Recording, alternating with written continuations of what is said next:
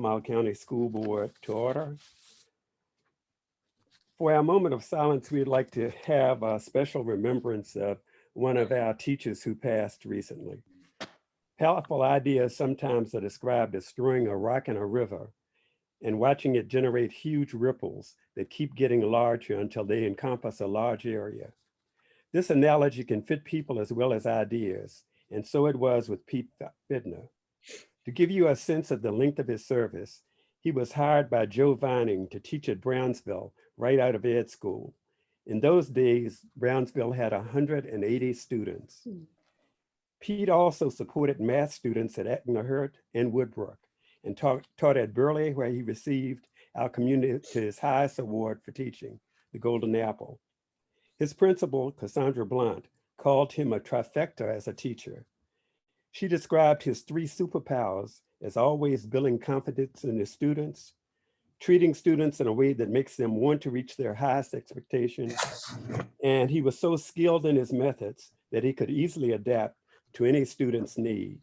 He was known at Burley as King of the Dungeon, referring to the sixth grade's location on the basement level floor of the school.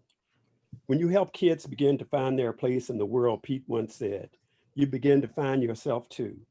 Once you embrace who you are, the more you can give to help the students. If you're doing it right, the kids help you through the day. They help you as much as you help them. I want my students to fight for themselves and what they believe in, was one of Pete's favorite thoughts.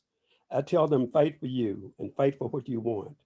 No matter what happens, you have to keep moving forward. You have to keep fighting. Pete's wife, Nancy, who teaches at Brownsville, said he kept doing that right up until this week, and Pete passed yesterday afternoon. Our condolences and our gratitude go out to the Fidner family. And the next time we see a ripple in that water, we will think of Pete and all the lives that he lifted up. We will now have a moment of silence.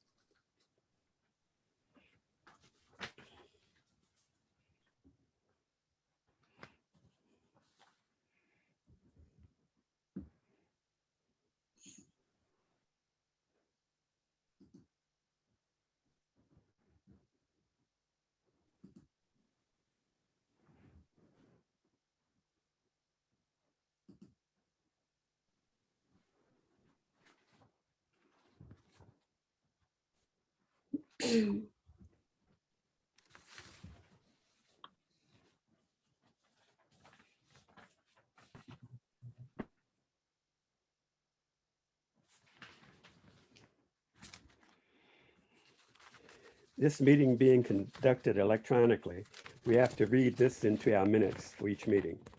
The minutes of this meeting should reflect that this meeting is being held electronically pursuant to Virginia state law and Albemarle County ordinance because the COVID-19 pandemic makes it impracticable and unsafe to assemble a quorum physically in a single location. The meeting is being communicated to the public electronically through Zoom and streamed live on the Albemarle County Public Schools website, and public comment may be offered through the Zoom waiting room feature in accordance with the school board's protocol or by written submission. And now to introduce our board members, Dr. Kate Acuff. Good evening.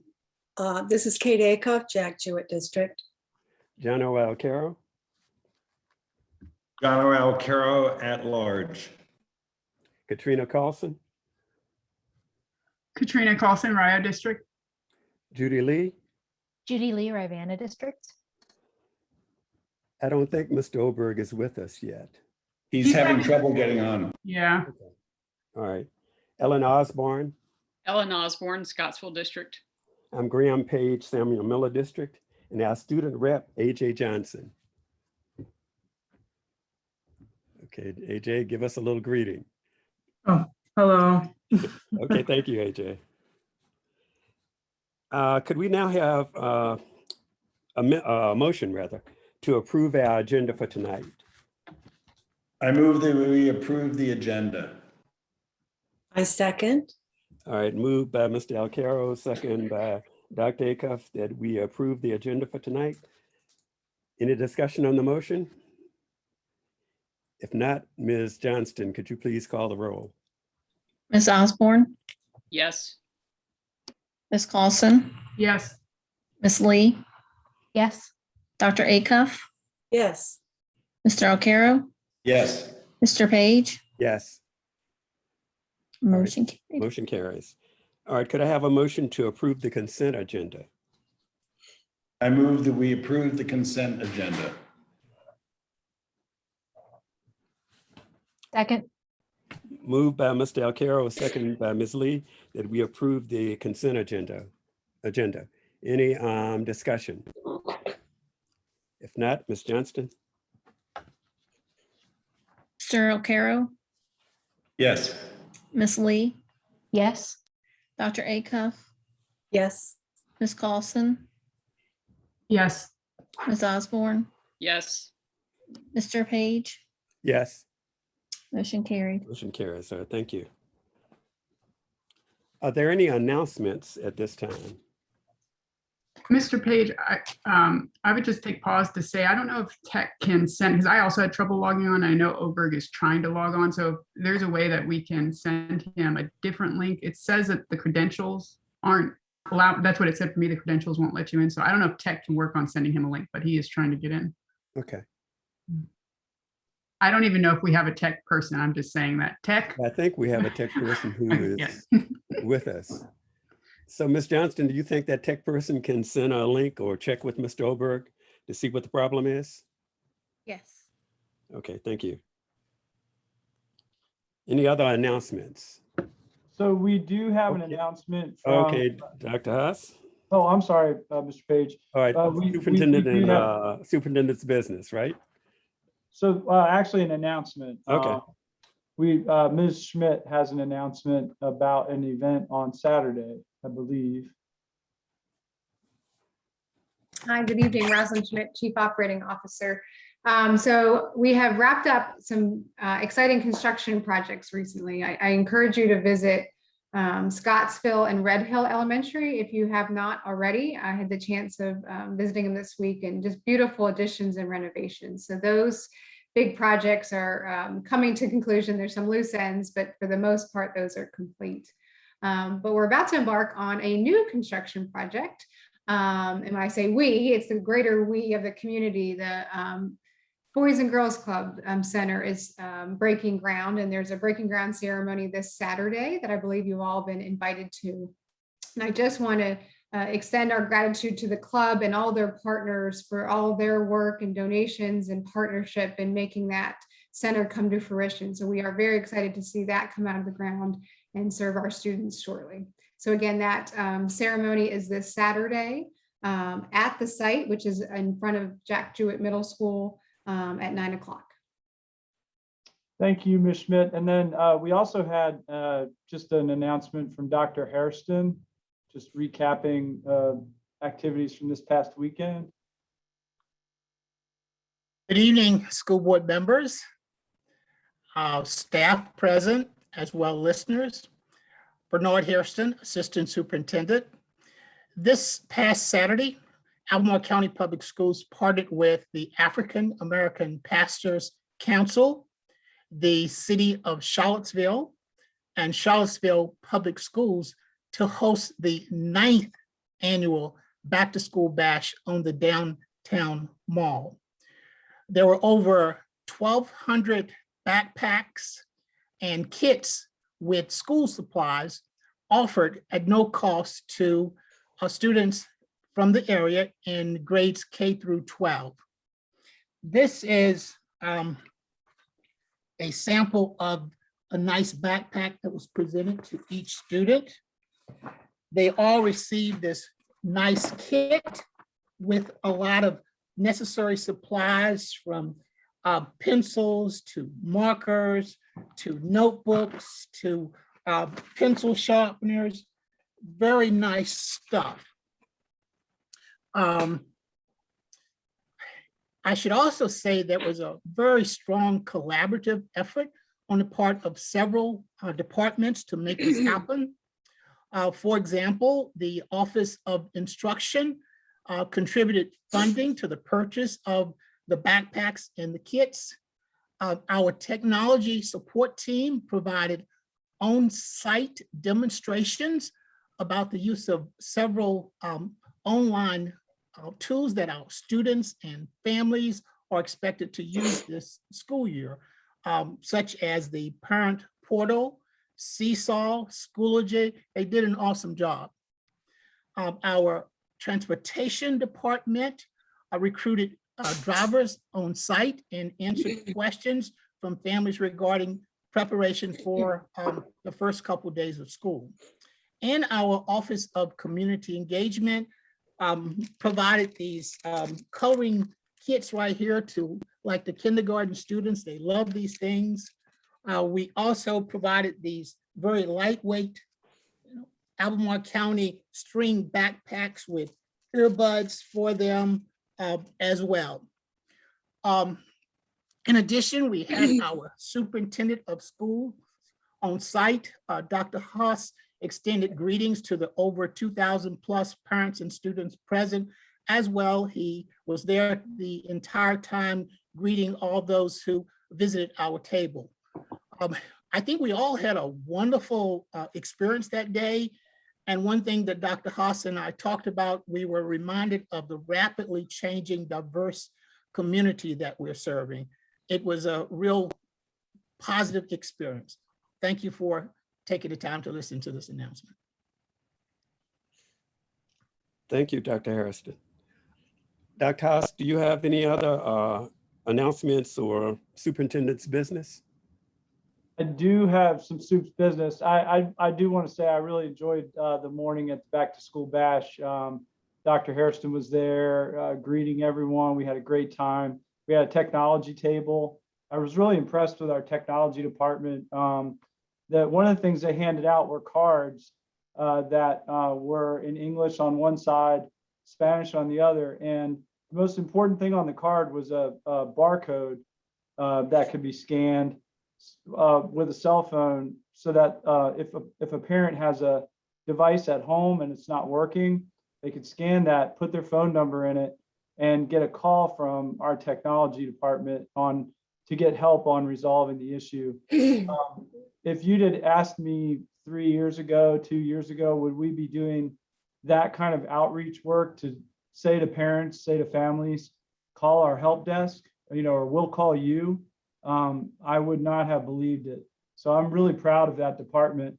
And then the other thing I would mention is we did have our transportation department on hand to give out information about our routes and things like that. So really appreciate everyone doing that.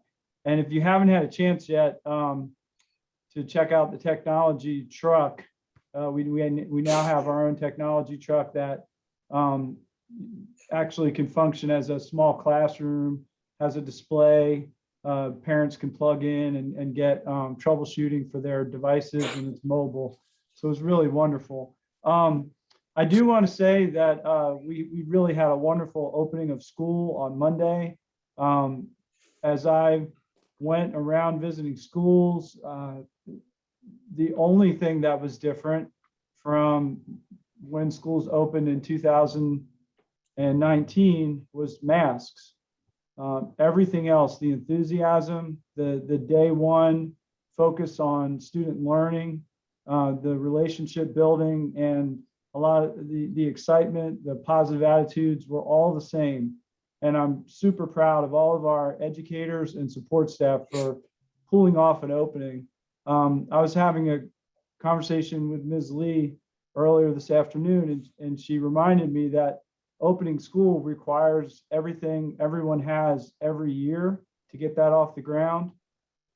And doing it this year, and our staff pulling on that extra resolve, their skill sets, and all the new things they've learned really added a lot to that effort. And yet everyone pulled it off, and it was just wonderful. I've got 4 more schools to visit tomorrow, and I will have visited all of them. And I have to say the staff at the schools and the students and families have just been amazing. We do have a brief video that I'm going to ask Ms. Johnston to queue up. I think it's about 3.5 minutes.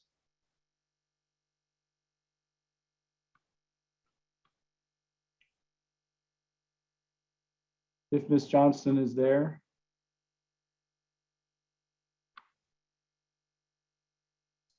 She might be working with Dave. I'm here. I'm queuing it up. Just give me 1 second. Thank you.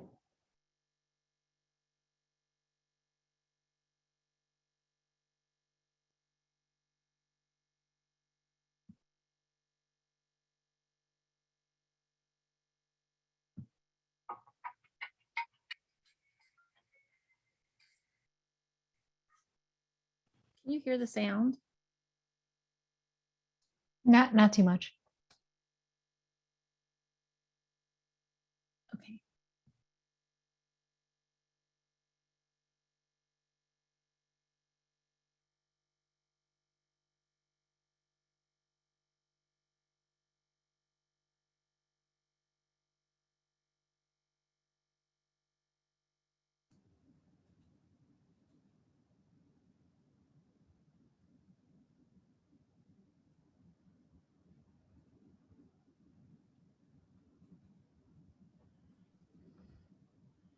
Jennifer, there's no sound. No sound.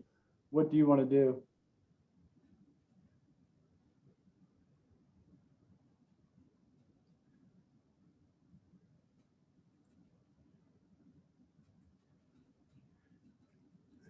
Dr. Haas, did you say the sound wasn't working? Right, it's not. working. All right, let me stop sharing and then reshare it again.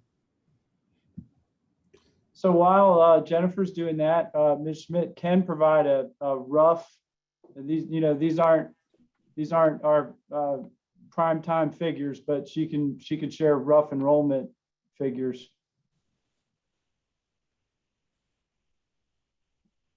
Yeah, I don't. So, fourth day of school, enrollment's still a little fluid. And at the next business meeting, we will present a formal enrollment report. We typically use the 10-day number. That being said, what we know now is our enrollment is a little low. We're not quite meeting our projections across the board. And similar to last year, I'm seeing lower numbers that are at our lower grades. So again, we'll bring back more detail at the next meeting, but that's what we know right now.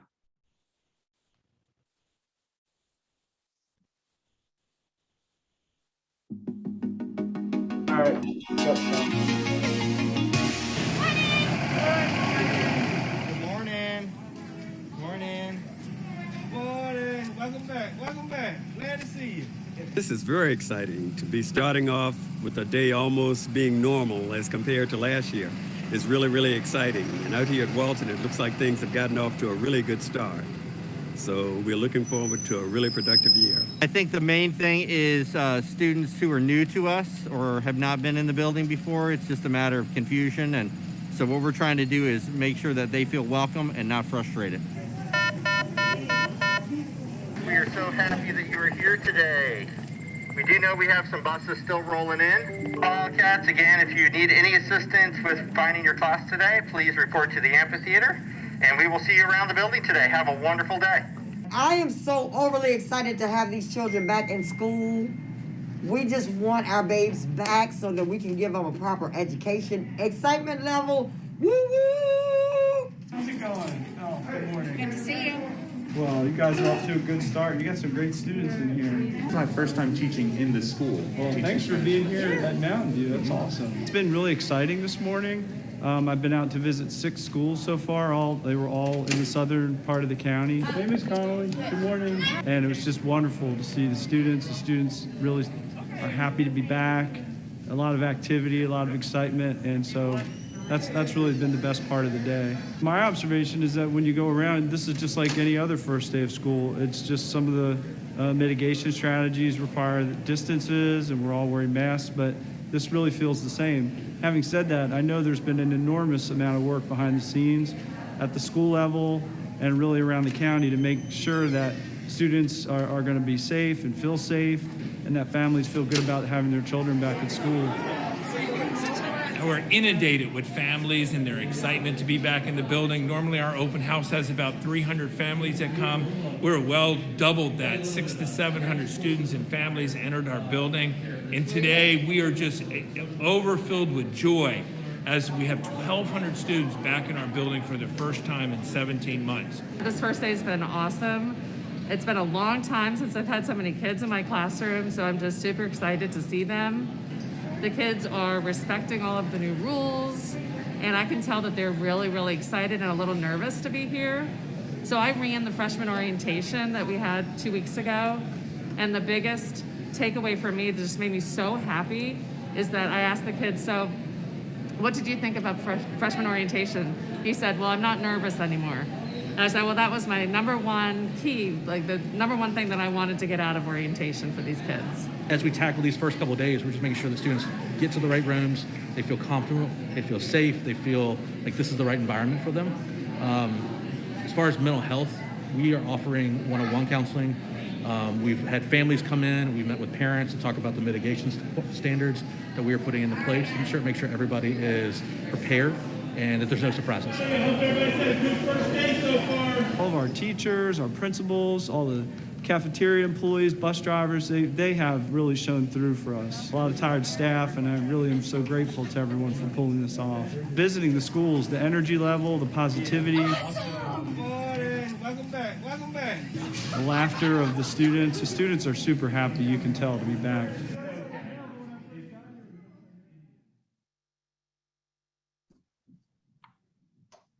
Mr. Page, that's all we have at this time. Thank you. Okay, thank you, Dr. Haas.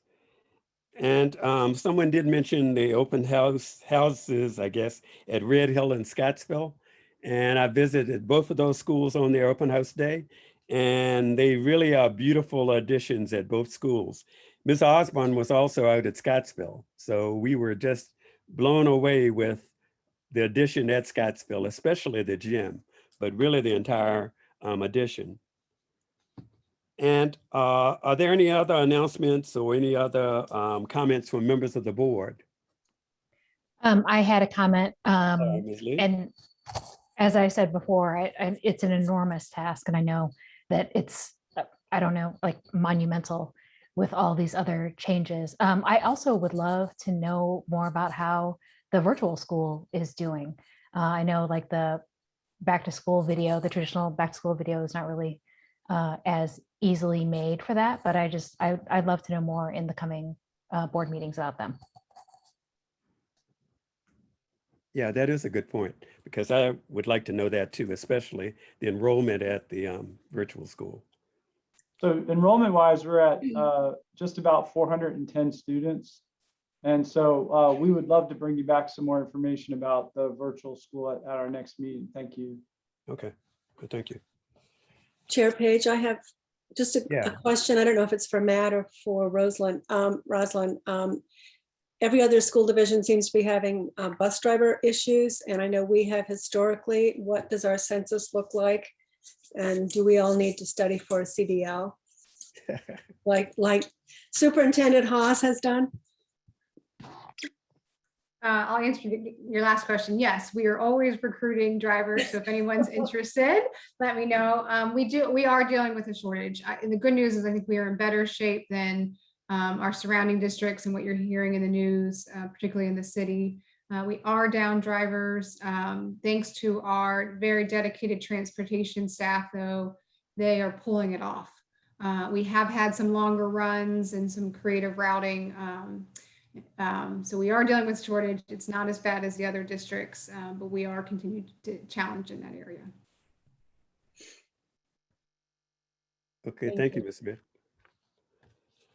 The other item that we have is that we need a delegate and an alternate for the Virginia School Board Association's meeting in Williamsburg, November the 17th through the 19th. So do we have volunteers and or draftees for one for our delegate and one for the alternate to attend the sessions, the delegate sessions at the state convention? I would really encourage one of our new members to go. I think the rest of us have all gone. Yes. So I think I really recommend either Judy or Ellen go, because I think it's a great opportunity. I did go a couple of years ago, just after it's the one in Williamsburg, right? Right. Were you the delegate though? No, oh no, not as a delegate. As a delegate. The delegates. It's actually the governing meeting of the organization. Right. Yeah, there's like a list of priorities that the VSBA votes on, things that they're going to advocate for. And we send two people, well, we send someone who comes and gets to vote either yes or no. So you get to read through them, present it to us, whether or not there's anything we need to be concerned about. And then you get to go to a special meeting at the conference where you get to, I keep doing this because you get to have a cool little like voting thing to say yes or no. It's neat. It's I would love democracy. to do It's that. neat. I don't know if I'll be able to attend this year, so I don't want to have an issue at the end. Okay. Ms. Osborne, would you? What is the date? Yeah, delegate? What is the date? November the 17th through the 19th, and you don't meet all of those dates. I'm not sure what date the actual delegate meeting is on, but it's between the 17th and the 19th. I think it's probably the 18th, right? Okay, it's probably the 18th. I can probably do that. Okay. All right, so by consent, do we agree on Ms. Osborne as being our delegate? Here, here. Okay. All right, now we need an alternate. I'll do the alternate. Okay. Again, by consent, do we have Mr. Alcaro as our alternate? Sounds good. Okay, thank you. I object. Okay, one in every crowd, right? All right, moving right along with our agenda. I think we do not have any public comment tonight. Is that correct, Ms. Johnston? That is correct. Thank you. All right, our COVID update, Dr. McLaughlin and Ms. Gomez.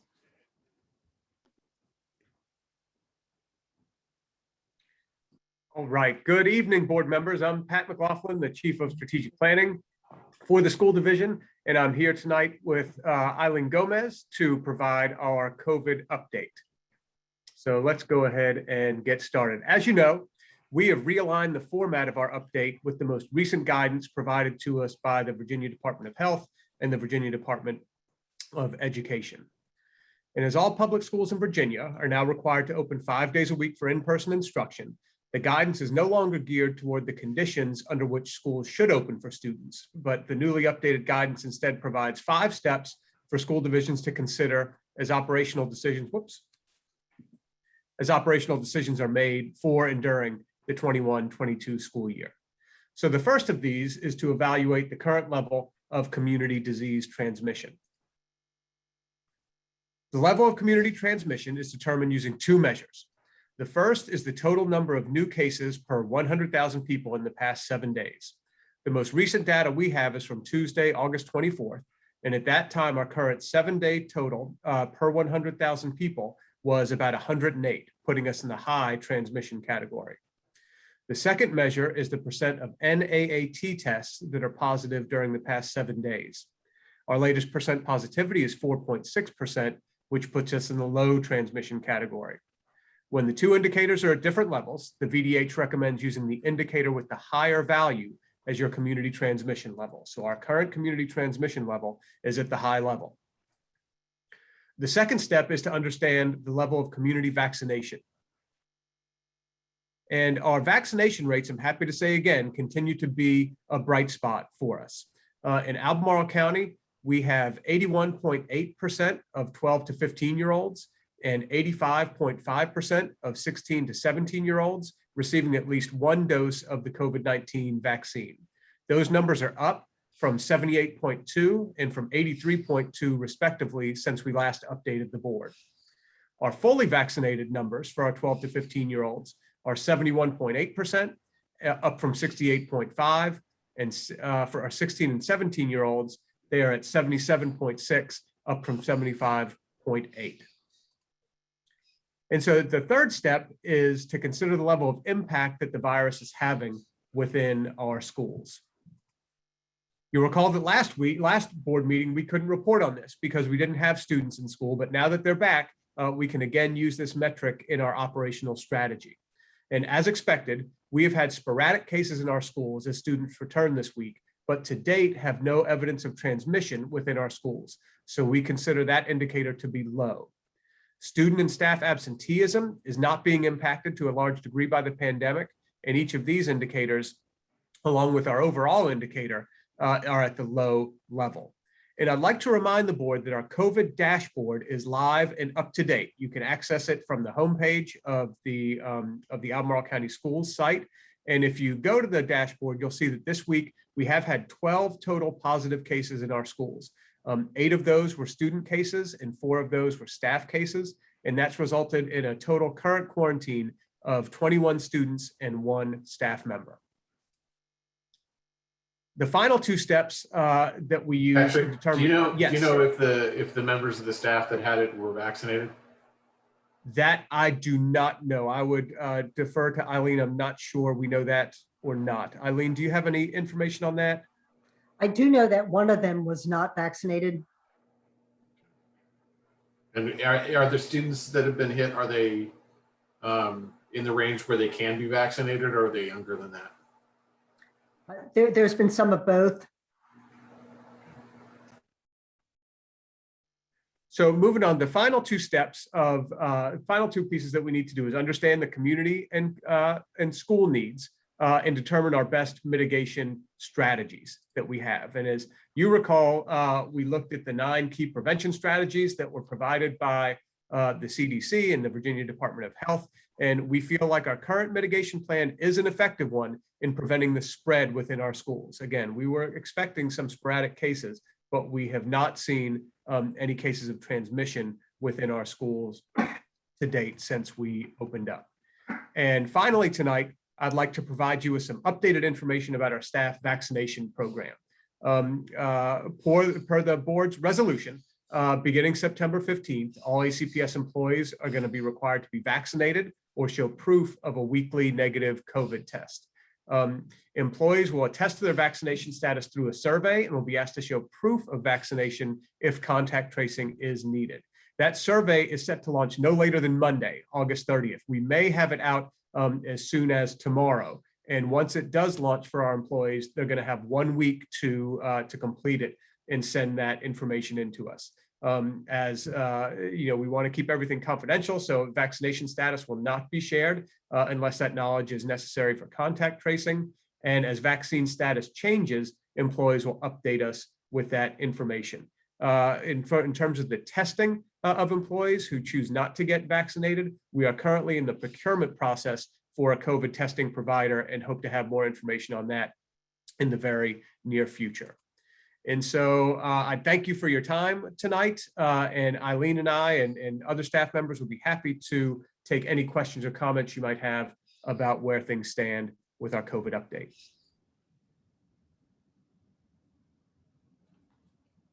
Do we have any questions from the board on the update?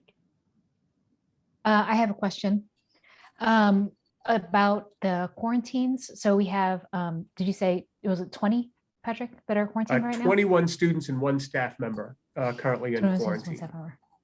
And this was something that I had asked Rosalind about a little earlier. So where are those quarantines coming from? Like what areas of the school day are they coming from? The majority of them seem to be coming from transportation, from buses. And if I could elaborate on why that is. So if you recall, the definition of a close contact last year was if you were within 6 feet of an individual for 15 minutes or longer over the course of 24 hours. In the spring, the CDC provided an exemption that the VDH has adopted that allows that to be reduced to 3 foot in an indoor classroom setting. Which was encouraging to us and limits the number of kids we have to quarantine. Unfortunately, that exemption does not apply to the bus. And so in the bus, we are quarantining kids in a 6 foot radius. And so what we're finding based on these first couple of cases is the majority of our quarantines are due to bus riders. How did we find out that the children had the infection? Did they come to school and we said, hey, we got a temperature, or did they get a call? Did we get a call afterwards from a parent saying, my child's sick? Mostly a call from the parent. I think we did send maybe 1 or 2 kids home with illness symptoms who ended up testing positive, but the rest of them were parents calling it in. And I'll just take that opportunity to encourage families, and all these families have notified us as soon as they've had the results, and we've been able to act quickly. And so I just want to continue that message. Appreciative of those families. I know this is a very hard time for them, but also just a reminder is that we can act quicker if they inform us quickly. And just to get back to that question on the buses, was it always clear who was sitting around the kids in the buses? So as you know, one of our strategies is assigned seating. First couple days, that's very hard. Transportation is a very dynamic environment those first 2 days. And so going forward, that this will be easier with assigned seating. We've in these environments, we pulled tape, we pulled the video. And so we're confident we quarantined the right kids, but it did take a little more time to do it in these first couple of days. Okay, thank you. Patrick, it's good news that we don't have any transmission in the schools as yet, but could we? I mean, given that I mean, we've only been open for 4 days, and it's at least a 3-day inoculation period or inoculation. You could, Eileen may be able to speak to that better than I can. I think you could. What we can update is the best information we have right now, that we have not seen that to date. If we do see transmission within the schools, that would be added to the COVID dashboard as soon as we had it. So it's live for the public and for the board to see. Patrick, I think I've asked this before, but the survey that you're going to do of vaccination status, will that be stratified by grade level, by elementary, middle, and high school level, so we know separately? I mean, as you know, I'm particularly concerned with our kids who can't get vaccinated yet. I see Dr. Kaiser popping in to take that question. Absolutely. One of the things we're doing is we are creating a survey that so that our on the back end of it, we'll be able to identify schools and departments and roles and things like that. So we will be able to have those metrics. So we'll be able to provide that. Thank you. Do we know how much it's going to cost us to have the testing for teachers who are not getting vaccinated? Rosalind, you want to do that? Yeah, we won't know that until we know how many are not vaccinated. So we'll know that next week, once we start getting collection. But it will have cost. Okay, I have questions about the buses. About what percentage of our buses are air conditioned? And those that's not, when the kids are on them, are the windows down? And is there any other type of filtration system on the buses? I will get back to you on the AC. We've made great progress in that, and we are in a good position on it. I don't have the exact figure, but the majority of our buses do have AC. When they do not have AC, the windows are open. When they do, obviously they're closed, particularly in this heat, but all of our buses now have the HEPA filtration units installed, which is very exciting and unique in the state, quite frankly. Okay, all right, thank you. I have a question about oh, I'm sorry, Graham, did you have No, more? go right on, Judy. Oh, thank you. So I have a question about the testing and vaccination. It's great that I'm really excited that, the survey may go out tomorrow and that people will have 1 week to do it. We'll be able to have data after that. So I know that we initially said September 15th. Is there any reason not to move that up, given that we'll have all that information a week and a half early? So the September 15th date, we went with the resolution and that date regarding that. One of the things that we know is it does take some time as we procure the testing availability to get that up and going. So, we will be able to get that going as soon as we possibly can. Again, we're still in the procurement process and anticipated being right around September 15th. Okay, thank you. I also add one other thing is the resolution adopted the order of Albemarle County, and that called for September 15th. So the terms and conditions of the order are incorporated into the resolution. So that's another reason it's the September 15th. Okay, thank you. Are there any other questions on our COVID update or any matters related to that? Just that as soon as you will have the results, it seems to me, prior to our next meeting.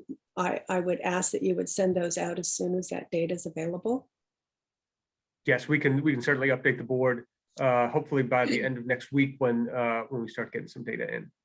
Thank you. Okay, thank you. I just have to say it for my own state of mind, that from my perspective, there may be people who have a legitimate reason why they should not get vaccinated, but I urge our employees to get vaccinated, please, because any child who gets sick because one of our employees does not get vaccinated will crush me. So please, if you can get vaccinated, please do so. I would echo Mr. Oberg's sentiments entirely. Yeah, thank you, Mr. Oberg. I think you really spoke well for the board in that regard. Any other questions or comments related to the COVID update? I just had a comment. AJ? If anybody out there is nervous about getting the vaccine and still has doubts, I have a weak immune system and I have some, heart issues that I was born with, and I was very concerned about getting the vaccine because, if I had gotten COVID, it might have not, it could be very dangerous to me. And I took the vaccine a few months back and I had no symptoms at all. Like I didn't get any aches or pains or anything. So if anybody's, like scared or concerned, they shouldn't be, and it's very safe. Thank you, AJ. So what you were saying really sort of dovetails nicely into Mr. Oberg's request, right? You can be a good testimony that it's a really safe thing to have the vaccine. So thanks so much. Any other comments on that at all? All right, our next item, narrowing the reading gap, and this discussion is going to be led by Mrs. Collins. Good evening. I'm Debbie Collins, Deputy Superintendent. This evening, we're very excited to bring you a work session around narrowing the reading gap. The work session this evening is focusing on why there's a reading gap and how we will narrow and eliminate that gap. We have two goals for tonight: to develop an understanding of how ACPS is approaching the elimination of achievement gaps in reading by following the science of reading, and to deepen the commitment to the strategic plan's key strategies. This work session is divided into three parts. First, you will hear about how narrowing the reading gap connects to our strategic plan. Then you will learn the national research on reading gaps from our partners at the Education Advisory Board. You're going to be able to ask questions about what you hear from that presentation. And finally, you will learn how ACPS has been responding to implementing the science of reading. At the end of the work session, we will offer time for discussion and feedback. At this point, I'm going to turn the presentation over to Dr. McLaughlin.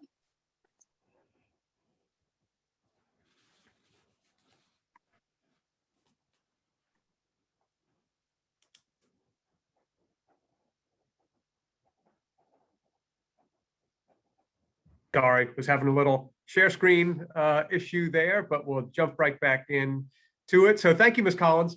All the work sessions that we have with the board this year will have a direct connection to Learning for All, the Albemarle County Strategic Plan. We hope that you'll see tonight that the work we're doing in Albemarle around closing the reading gap will help our learners engage in authentic, challenging, and relevant learning experiences as outlined in our vision, will help us to end the predictive value of race, class, gender, and special capacities on our children's success, and will build relationships with families and communities and help us know every student, as we state in our mission. You should also see a clear connection to our values of equity by providing every student with the level of support necessary to thrive, and our value of excellence as we mitigate barriers and provide opportunities for every student to be academically successful. Our work tonight directly connects with our Thriving Students goal, and we have a specific strategy from our plan that explicitly identifies the Being a Reader resources as one that, when implemented with fidelity, will help us to meet our goals. So as we begin tonight, I'd like to introduce you to Sarah Maines from the Education Advisory Board. As you know, we've partnered with EAB for the past several years as a research partner for the work that we're doing in Albemarle County. In addition to the targeted on-demand research they provide, EAB identifies 2 national-level research projects each year based on feedback they're hearing from superintendents around the nation. One of the most recent projects that they've conducted is a deep dive into the science of reading, which has become their report, Narrowing the Third Grade Reading Gap. We're happy to have Sarah with us tonight. She is the Director of K-12 Subject Matter. She is a Director and a K-12 Subject Matter expert with EAB. She works directly with EAB partner school districts to help use their research and advisory services to help them solve some of our most significant problems.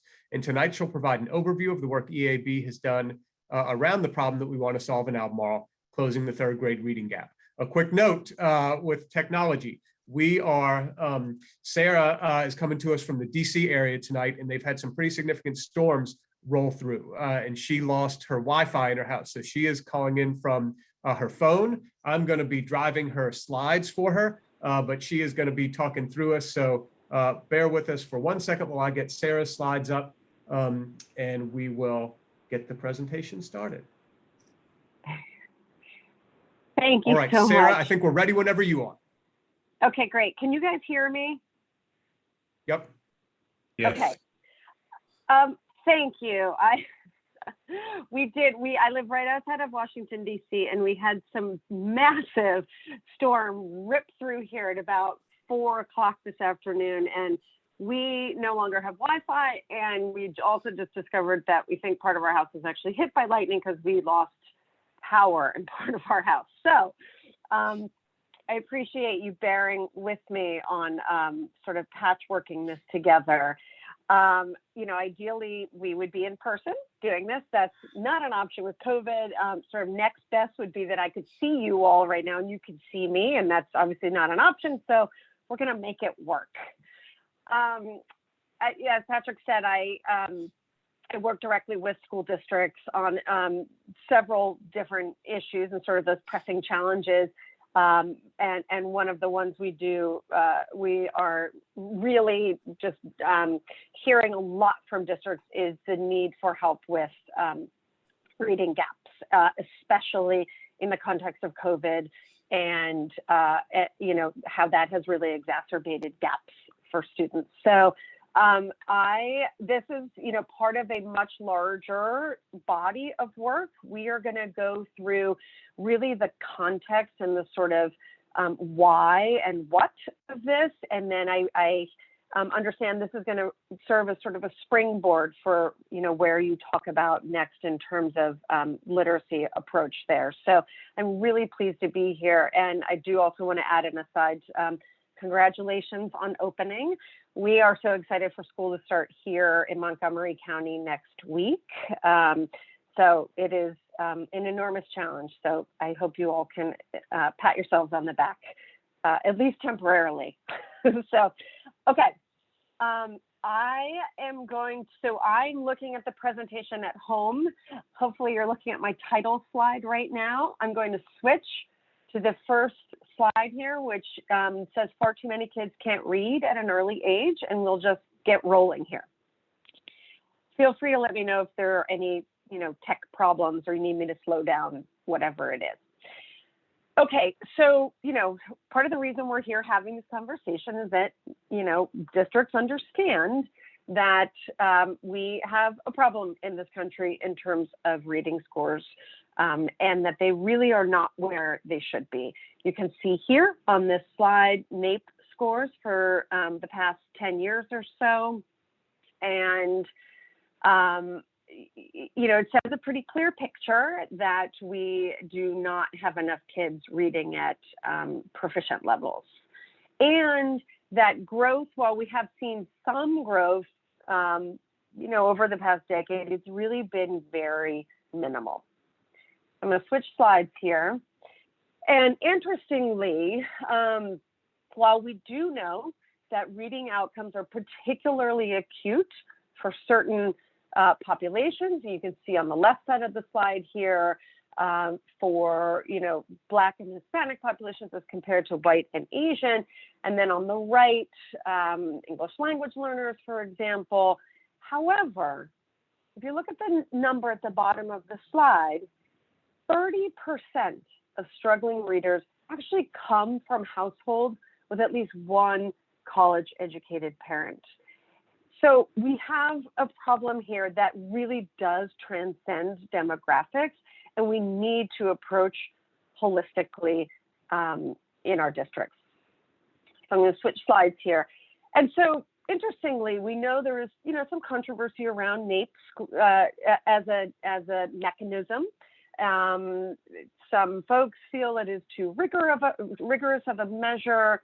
Other folks disagree. And what this has caused is that in addition to NAEP now, we also have 30 different assessments across this country that are used for to assess fourth grade reading levels. And so, and those assessments tell a very different story if you look at them compared to NAEP. Some overinflate scores, some are much harder, in fact, than NAEP. So we have a sort of confusing picture here. I'm going to switch slides to say that despite the sort of different measures, we know kids are not where we need them to be. And it really, debates over assessments and what you think is a good measure really shouldn't distract from the reality of not providing students with high quality reading instruction at an early age. It, very logically has an impact on their ability to learn other subjects at the same time. But it also, we see that 75% of students who are not reading proficiently by third grade actually never reach that proficiency in future grades.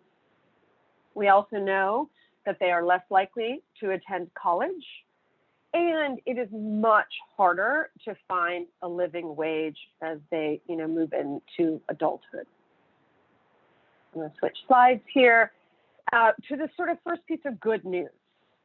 And this is that virtually every student can learn to read. You see some data here that comes from the National Institutes of Health, where about 95% of elementary school students really should be able to learn. You can see on the left side of the slide here, about 30% of students will learn to read kind of no matter what. They, might have some sort of pre-hardwiring that just makes it a lot easier for them. As you move around the circle to the right, you'll see that 50% of students should be able to learn with high quality tier 1 instruction. Only about 15% of students are going to require that, additional time and support and sort of tier 2 level support. And there's only about 5% of elementary students who have a severe cognitive impairment that they will always struggle to read. So this is good news. Kids should be able to do this. So if we move to the next slide, you'll see, we know that districts are trying their very hardest. We, as part of our work at EAB, we talk to districts all over the country because we really want to know not just what's happening in the research, but what is happening on the ground. What are people actually doing?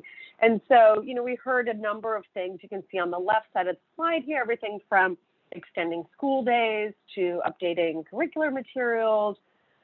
We even heard of a couple districts that have been launching eyeglass drives because they realized that some of the kids couldn't read or couldn't see, and so that was having an impact on their ability to learn to read. We also know that there is a great development in terms of pushing for universal pre-K access, which is great, but it's not going to solve the whole problem because research has found that while that can set you up sort of initially, gains made in pre-K, specifically as it relates to reading, pretty much disappear after kindergarten. So it's certainly part of the puzzle, but it's not the whole solution. So if I move on to sort of another piece of good news here, there is a ton of research that we can look to really understand how our brains learn to read.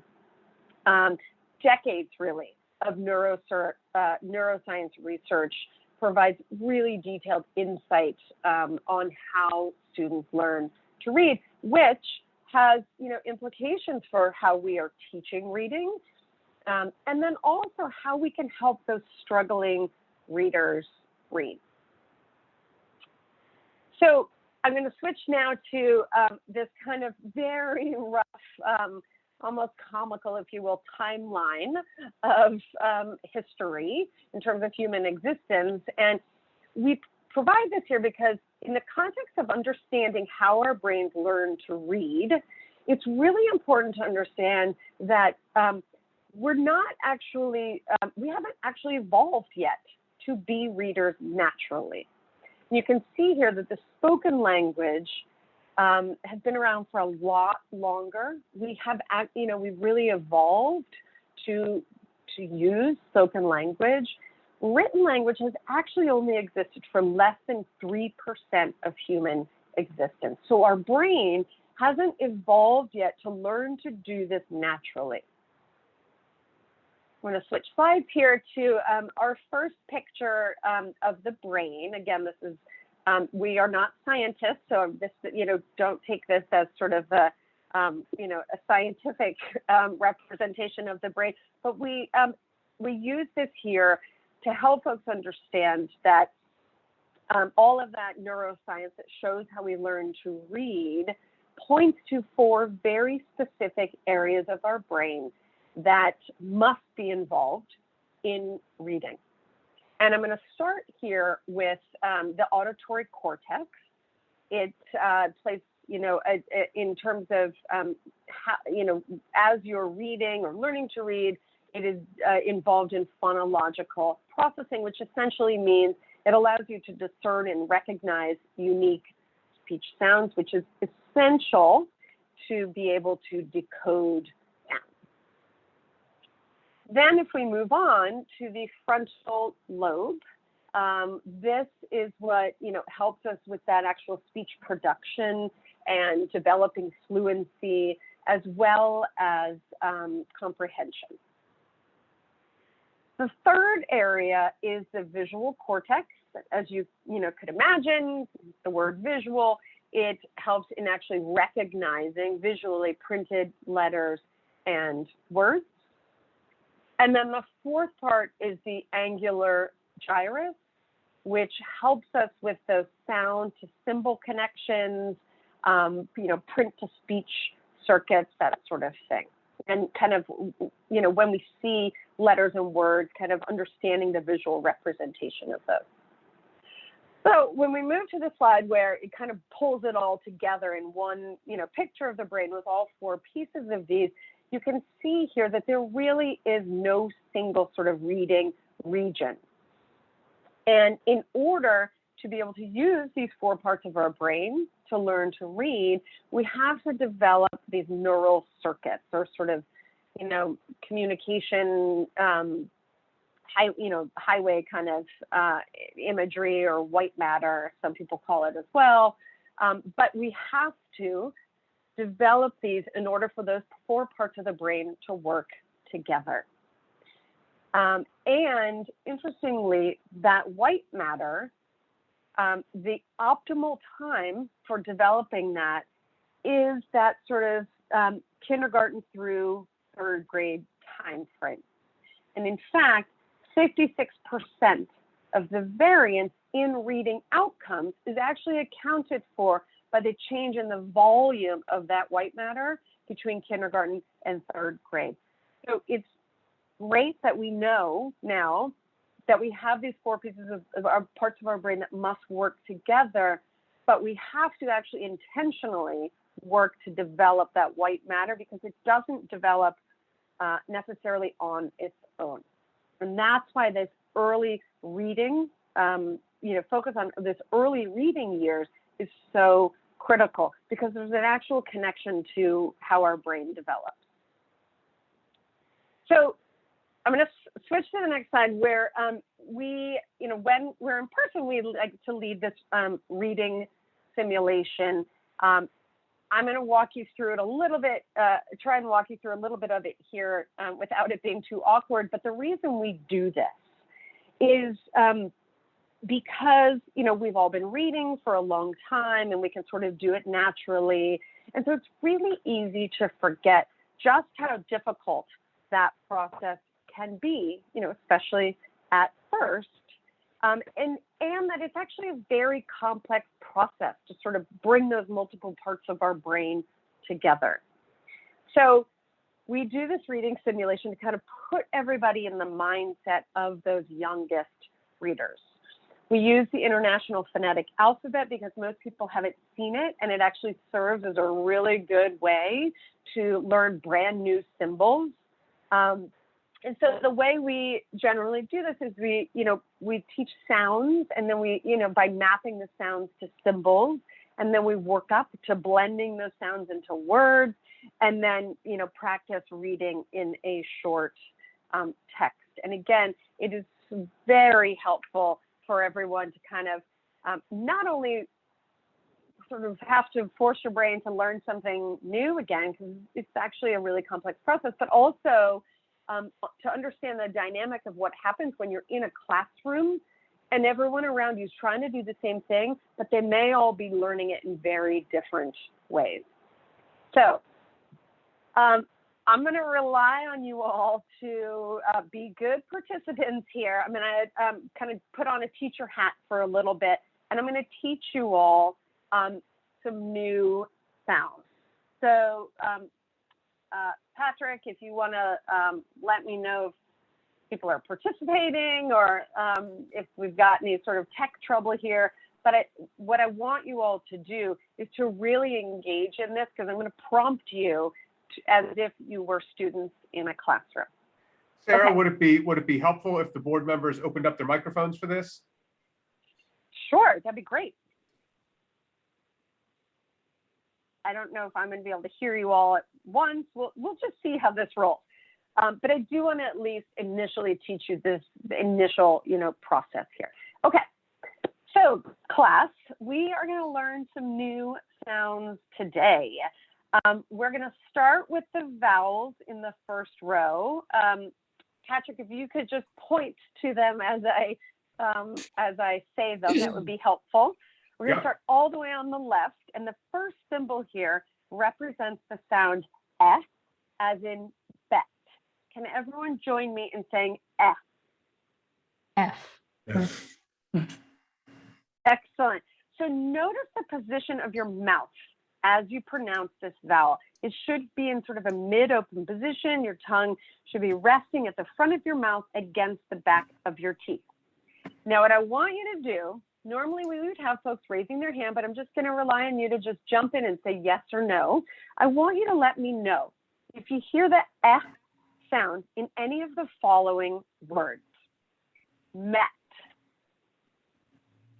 Yeah. Great. Catch. No.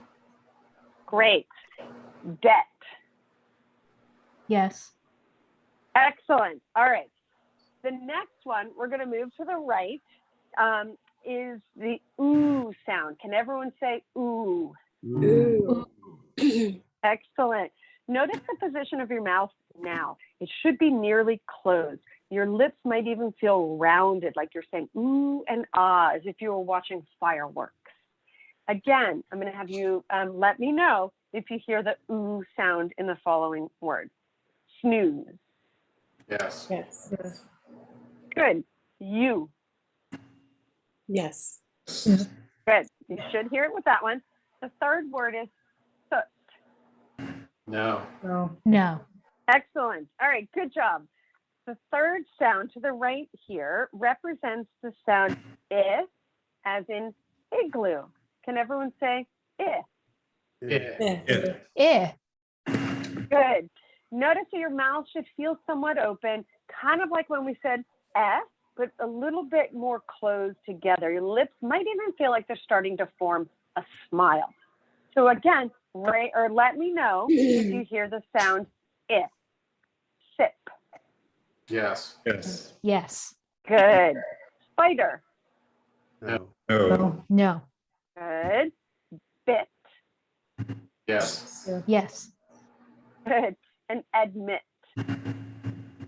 Yes. Yes. Excellent. Okay, the last vowel sound today is ah. Can everyone say ah? Ah. Notice your mouth should, feel very open when you say this.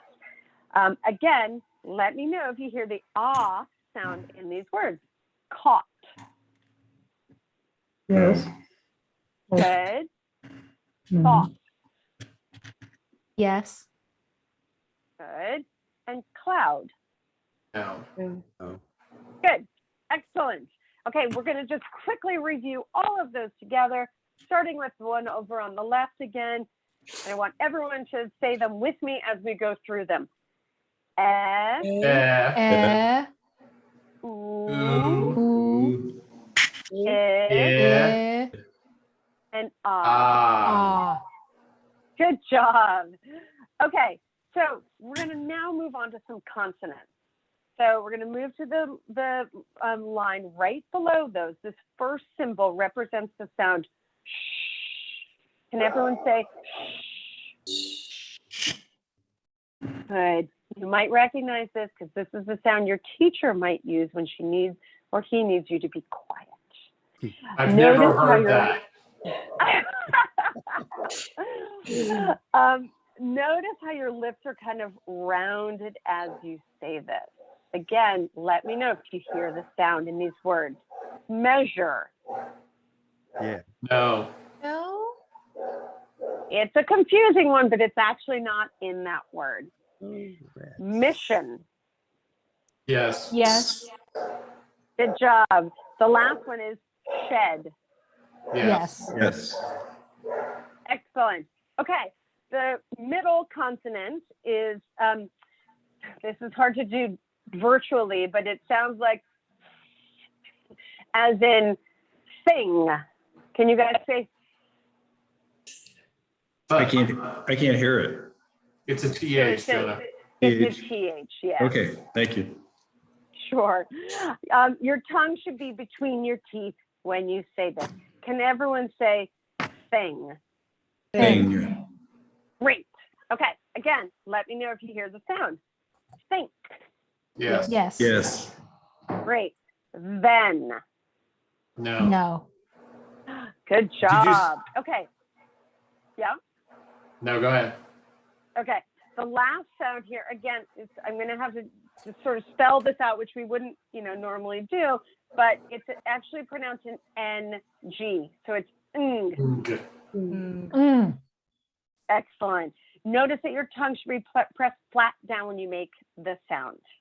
Okay, again, let me know if you hear it in these words. Rung. Yes. Yes. Great. Think. No. No. That's a tricky one. It actually is in there because you have that sound before you get to the K.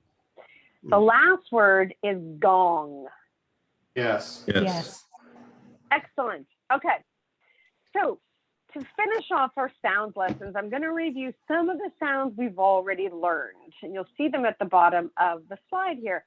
The first is like you might say when you've eaten something that's really delicious. Can you go Good. Your lips should feel pressed together when you say this. Now try saying holding your nose. You can't do it, can you? No. That's because you need your nose to make that sound. So the next sound, I want you to try the same thing. So let me back up. This sound is Can everyone say Good. Now try the same thing that we did. And plug your nose while you say it.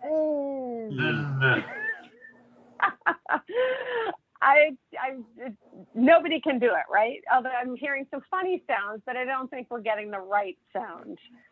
The last sound here is the one on the right, which is, can everyone say?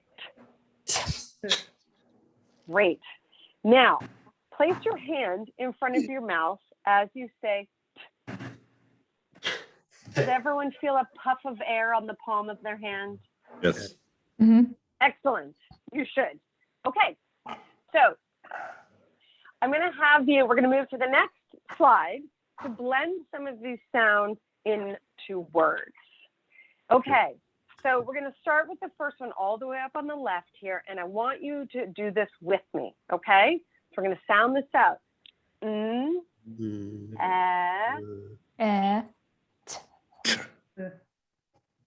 What does that spell?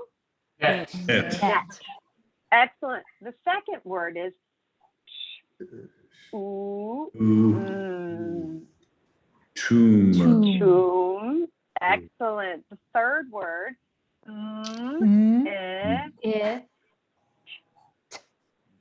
Mit. Mit. Good. And the one all the way on the right is ah.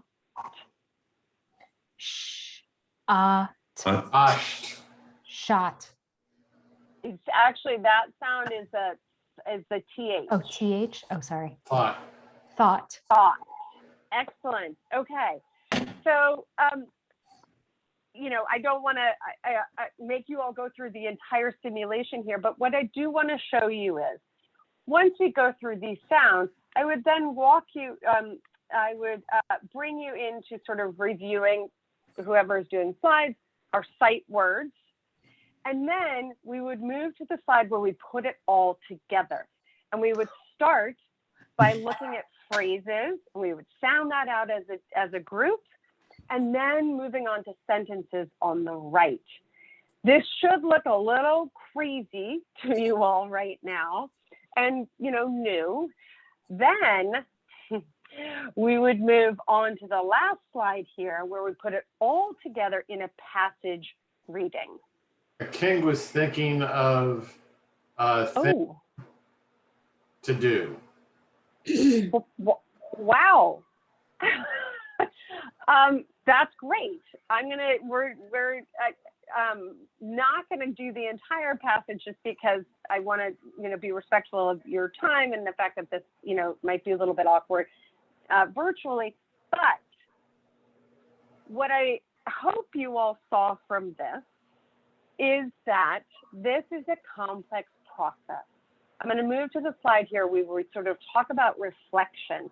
And we do this with teachers because this is most often who we're delivering this presentation to talk about what was difficult about this and what might have made it easier. And, you know, 10 times out of 10, people say, this really showed me how critical that decoding process is. You know, just from the perspective that you all, you know, have right now, as we sort of went through part of the simulation, what was difficult about this for you guys? What, you know, how were you feeling as we progressed through this? Just remembering what each character meant. I was frankly thinking of the electric company. You know, they used to do that, say, ink, think. Yes, that's so funny. Was it intimidating for anybody? Can you imagine once you got to that slide with the passage, did that look a little scary? Yes. I was a little surprised. And if we had done the whole thing, you would have read that it's a little bit nonsense. It doesn't make a whole lot of sense. It's a relationship between a king and a fish and buying a ring.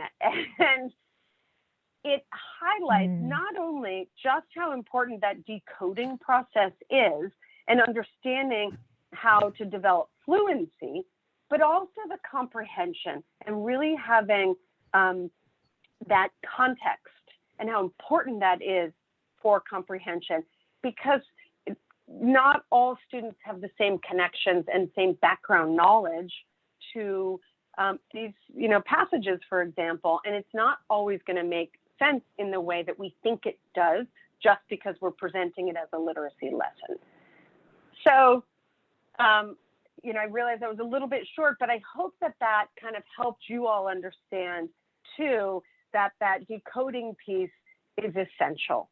And, as we move to the next slide, research confirms that strong readers decode. You can see some really strong research on the left, which includes, longitudinal work and some meta-analyses, but that also poor readers tend to rely very heavily on context clues rather than being able to understand that decoding process. What is a context clue? So, for example, if you have pictures on a page, and you can look at the picture and sort of, I think I understand what's going on, and so that becomes it makes sense in early grades because there are so many pictures in books, but as kids move on in difficulty with their text, it is harder and harder to use context clues, and you realize that those students are actually really in trouble now because they never learned the decoding process. Thank you, that makes sense. Sure, and as I mentioned too, that, those neural pathways and that white matter forms at early ages and is really critical in that decoding process. So if we miss that window, it's going to be really, really hard to catch up. So moving on to the slide about the simple view of reading, this may look familiar to some of you, but really was a way for researchers to say, okay, if we think about reading comprehension, it's really an equation between reading or word decoding and the comprehension piece. The simple view of reading is, is evolving to sort of better understand, other, or account for really other kind of learning differences. But the idea is still the same, that we have reading really at its core is a product of our ability to decode and how well we can sort of comprehend, what we're exposed to. So moving on to kind of the phases of students' reading development, you can see on this slide kind of the four major phases, and we focus for the purposes of our research and our best practice advice on the two phases in the middle. And I think this slide's really interesting because it helps you understand how word decoding and language comprehension change over time in, how big of a piece they play in the sort of progression of an early reader. So then we, move on to the next slide and say, okay, so what does all this science mean then for, one piece of that simple view of reading, which is comprehension? And there are three primary components here. The first one is around morphological awareness, sort of understanding the structure of words. The second is around explicit vocabulary instruction. We all know that we still have a very distinct word gap in this country, and that, kids can have differences of thousands of words in their vocabulary. So we need to be really, really intentional and explicit about that. And then the third piece for, comprehension is, again, that background knowledge piece. It's really important to make sure we're, exposing kids to text that makes sense to them and they can draw meaning from. So the second piece of that simple view of reading is the word decoding. And so, okay, well, what does the science then mean for word decoding? And again, that has three primary components here. We're going to need to make sure that kids are getting direct instruction around phonemic awareness. As it turns out, the English language is fairly complicated in terms of speech sounds. You can see on the right, it actually has more speech sounds than, Mandarin, which, we all think is, or I at least think is a very complicated language. The second piece is the mastery of print concepts, understanding things like, capital letters, lowercase letters, punctuation marks. And then the third piece here is this phoneme grapheme correspondence. And you'll recall, as I taught you those sounds, I was careful to make sure you understood how your mouth and your tongue interacted as you expressed the sounds. That is becoming, you'll see a tiny little picture here of something that's called a sound wall. And what it does is it is a picture of the mouth and the tongue next to the letter, and the sound it should be making. These are becoming more common across elementary classrooms, sometimes replacing word walls, which, again, there's a fair amount of context clues involved in a word wall if there's a picture involved. What we really want kids to do is focus on that, the sound before they can get to sort of the actual word of it.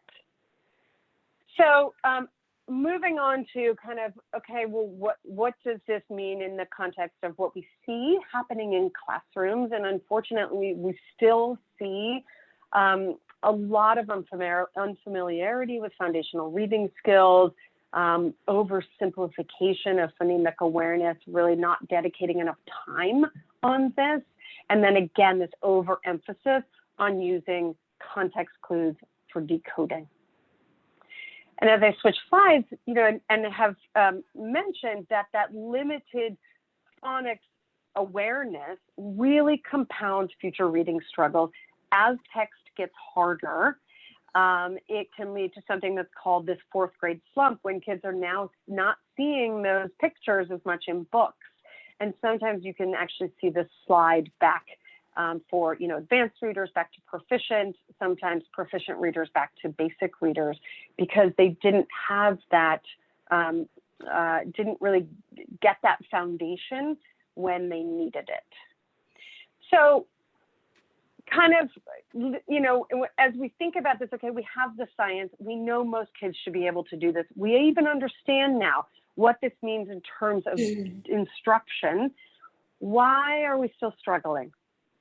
Part of this is because, we have fairly deep-seated, deeply rooted beliefs about literacy instruction in this country, and haven't sort of been able to kind of signal on a national level in a way that people are, really committing to. And you can see here a brief timeline of, the not so affectionately called reading wars. They, back to the 1800s with Horace Mann actually opposing phonics in favor of whole words.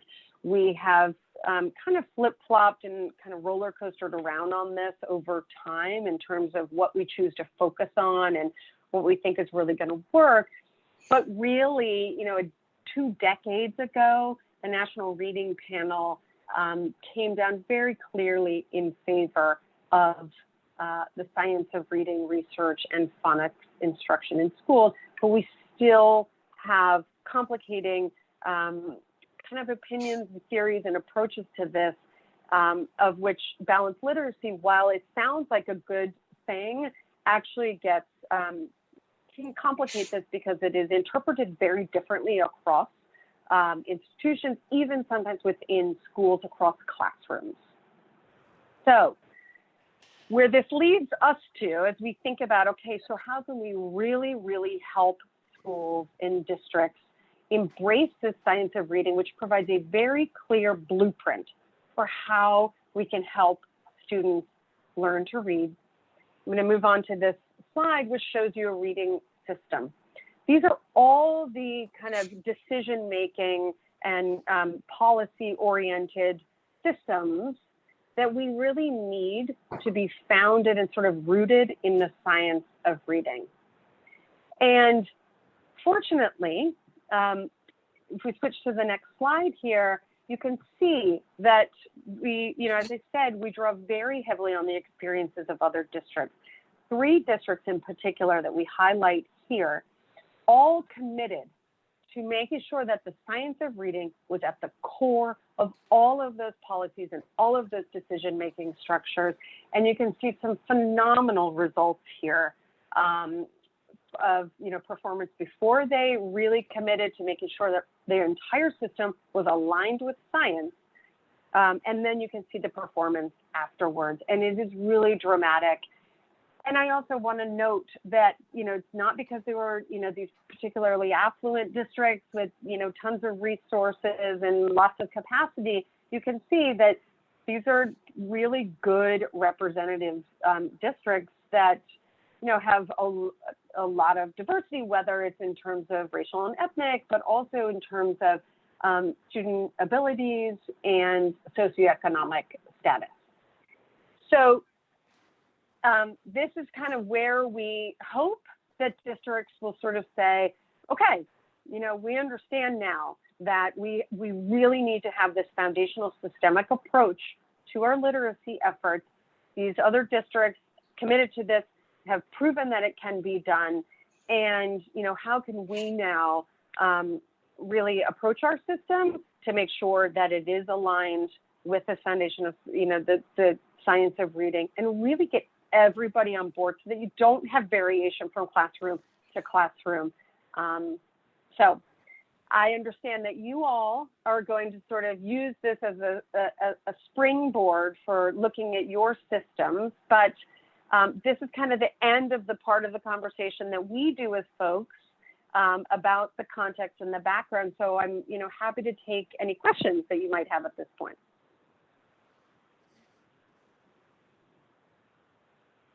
Yeah, thank you, Sarah, very much for coming under not the easiest circumstances to talk with us. And just to give the board an idea of where we're headed next, we'll certainly have some time for a few questions for Sarah.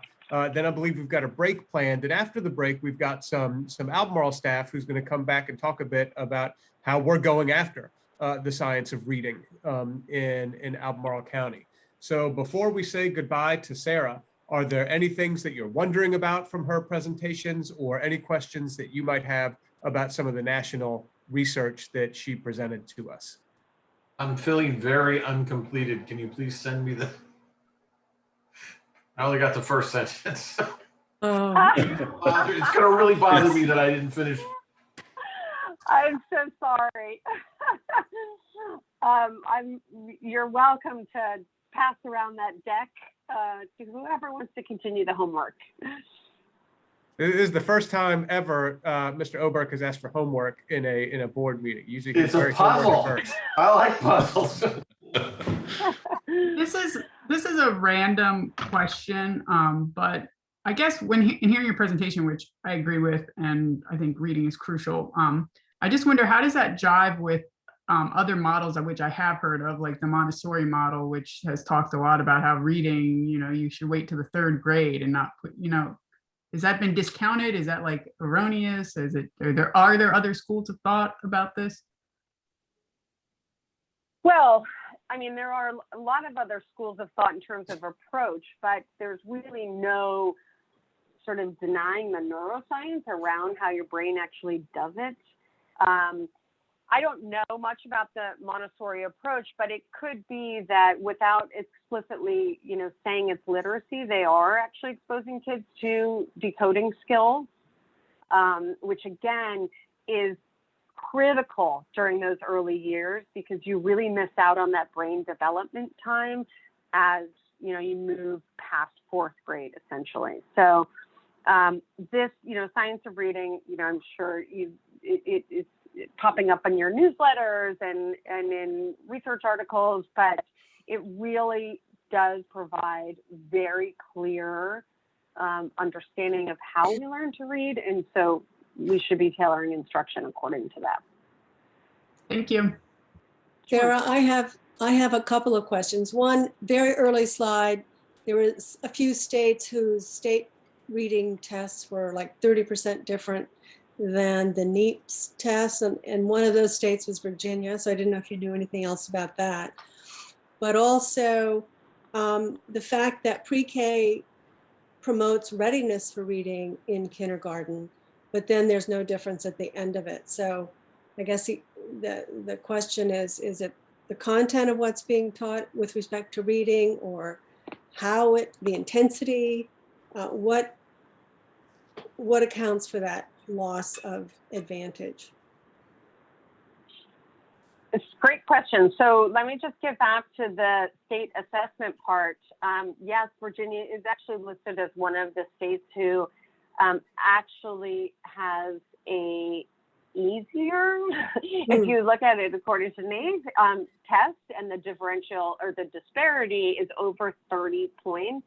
I'd actually be curious to hear how, is that the experience that you guys have had as you look at state testing scores? Where do they leave you feeling about how well kids are doing? Well, I'm very sad to hear that we're 30% lower than the NEEP scores, because our scores, as far as I know, regardless of our interventions, have been pretty flat for quite a few years in terms of underperformance of our third grade readers. I could be and it's actually not that your scores are lower than NAEP. It's that your state test scores actually show that your kids are doing better than they actually do on NAEP. Okay. So it might be easier than NAEP is basically what that's saying. That's not good. And then in terms of the pre-K, it certainly is helpful. It definitely improves kindergarten readiness. But if you look at just the impact on reading, assuming that kids are coming into a kindergarten classroom where they're getting, quality tier 1 instruction on this, it's the kids who are in pre-K don't continue to outperform. That's all that says. It doesn't mean that they lose ground by any means. It just means it certainly sets them up well. And in fact, pre-K is really helpful for a host of other preparedness and readiness indicators. But in terms of reading, it doesn't help them then continue to outperform beyond kindergarten. So it's a piece of the puzzle, right? But it is not the answer. Thank you. Sarah, if I could ask one question along the lines of what you just said about preparedness and readiness.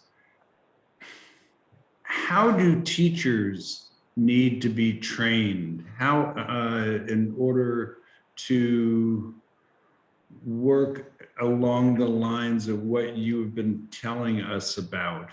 Because, intellectually, what you're saying makes a lot of sense, and a great deal of sense.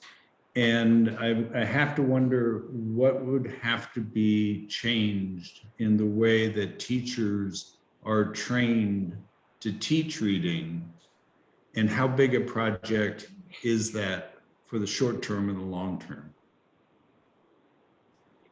That is a great question. So as I mentioned, this is part of a much larger body of research, and this kind of second part of this presentation is always about the exactly what you said. So now what? How do we do this? And part of that focuses intentionally and explicitly on training and making sure that all teachers, not just literacy specialists, all teachers in your K through 3rd grades are trained in the science of reading. There are a number of different ways to do that these days. There are some grow your own programs. There are also kind of vendor programs. You can have someone come to your district. But I also want to point out that we also think it's really, really important that principals get trained in this as well. And that's because we need principals to be literacy kind of champions, we call them, for the buildings. Not only to kind of, signal that this really is sort of how your institution does this, but also to serve as a resource for and a support system for your teachers, especially as they're doing, classroom walkthroughs or observations, to really make sure that they are a team as they approach literacy efforts. So yes, we would recommend teachers get this very, clearly trained, not just in sort of a one-off PD experience, but we would also recommend that principals do so as well. Thank you.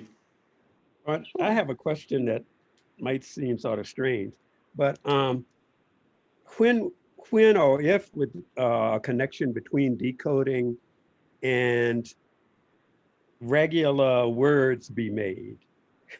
Does that question make any sense? Not entirely. Okay, like the paragraph that you showed. Yeah. Would the kids ever be shown like that paragraph in regular form, and based on going through decoding, they would be able to read it? Well, I mean, this is in a sort of very rough way meant to simulate the steps you would go through, yes, in a reading experience. So you would learn the sounds as they map to a symbol, you blend them into words, then you'd, have the phrases and then sentences and then the paragraph. So that is actually kind of in, really simplified steps, how literacy happens over the course of, a student's early learning experience. So it wouldn't all happen in one sitting, wouldn't probably even happen in, 1 month. Again, you will have kids at differentiated levels, but that is, we use that just sort of to walk you guys very quickly through, but not to simulate good teaching. Does that answer your question? Yeah, I think so. Yes. Okay. Any other questions? Not a question, but I do want to comment on that paragraph because I found it absolutely charming that it was about a king, a fish, and a ring, which makes for a great first, second, third grade story. And so I think all the characters fit in exactly, and that students who would hear it in any form would be paying rapt attention to it. Well, the experience we usually have from teachers when we do this is that some say, that made no sense at all. Why would you put that in front of me? And others say, that was charming. That's so fun. And it actually, that difference right there highlights the need for sort of the meaning piece in reading comprehension and making sure to provide text that is meaningful to all, students individually, because for some that passage was nonsense and they wouldn't be able to connect to it, where others, as you said, found it charming. So that is a great illustration of, why we need to be paying attention to reading comprehension and meaning as well. So Sarah, thank you so much. I know this was not ideal circumstances up in your neck of the woods to come down here, but I really appreciate you problem solving and finding a way to make what I think was a very informative and engaging presentation to the board tonight. And Chair Page, I believe we had planned to take about a quick 10-minute break if that pleases the board, and then come back with our county staff, division staff, to talk a little bit about what we're doing. Is that plan amenable to you? Yeah, that plan sounds good. And thank you so much, Sarah, for being able to accommodate us, given the great circumstances that you have experienced this afternoon. Well, thank you for being patient with me. I'm glad we made it work. Right. Thank you, Sarah. Thank you, Sarah. Okay, bye, everyone. Okay, Patrick, so you're saying a 10-minute break now? Yes, sir. So we would be back starting at 8:20 by my clock. Okay.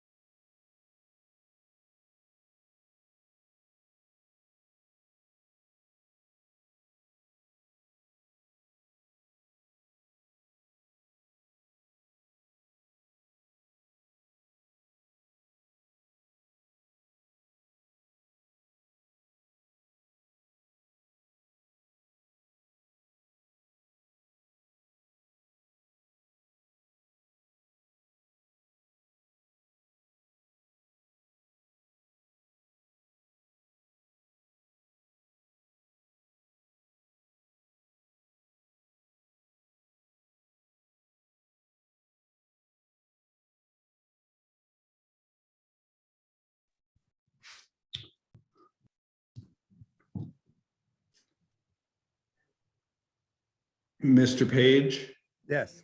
Mr. Oberg asked me to tell you that he had to step away for a short while. He apologized and will be back. Okay. Thank you.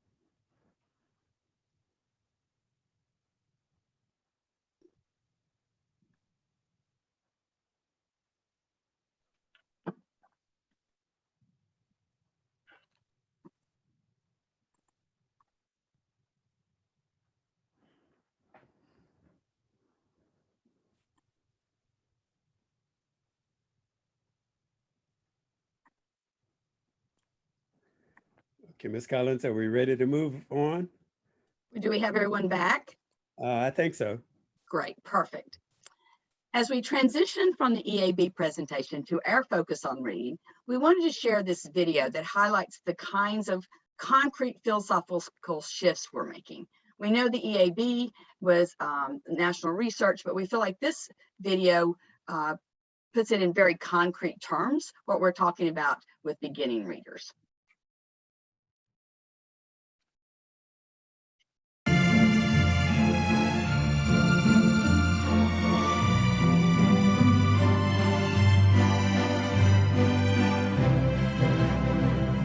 Hi there.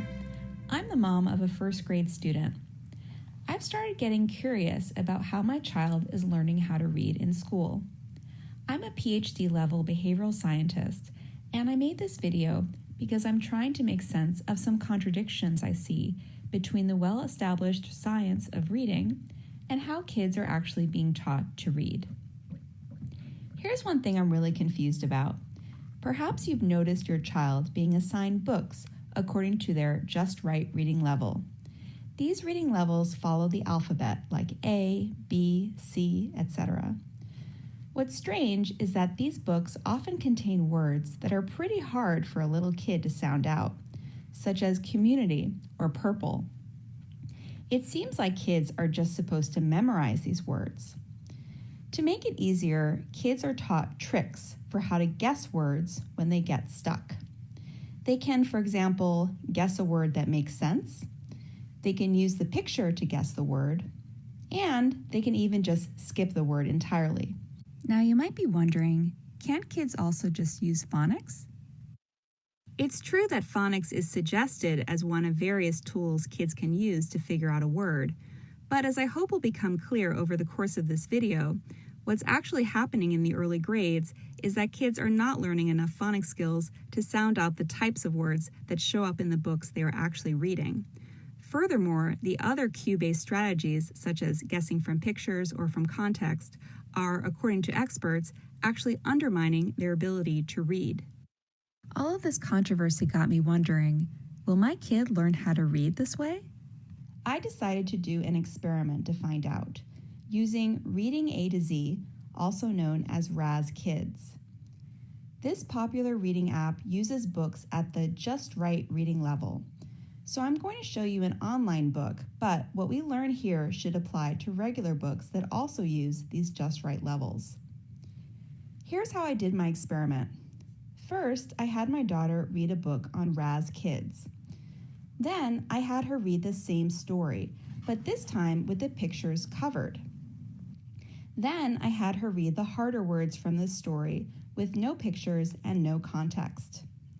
And finally, I tested these words again the next day to see how much my daughter had learned. So what do you think? Will she learn these new words even though she doesn't have the phonics skills to sound these words out? Let's see what happened.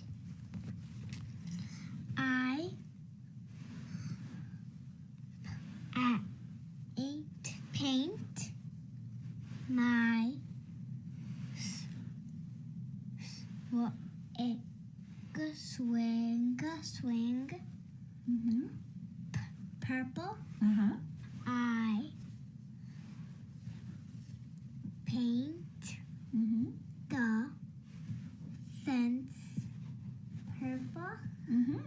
Yeah, it's amazing how you're reading without even looking at the words. I paint the door purple. Great. Look at all that purple. I paint my mom purple. Mom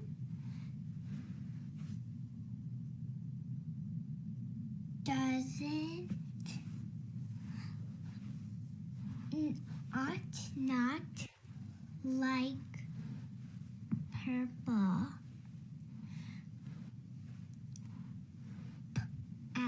It paint.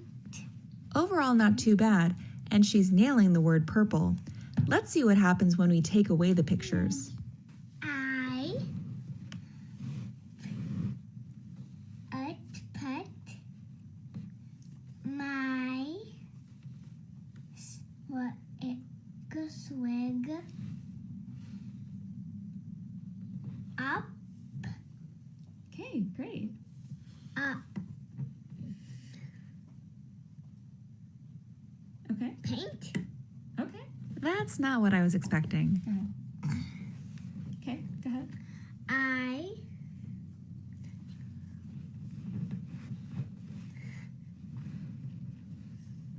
It doesn't work that way. You can tell she's really thrown off by the lack of pictures. She even forgets momentarily how to sound out words at all. It's a little hard without the picture. paint. I like paint the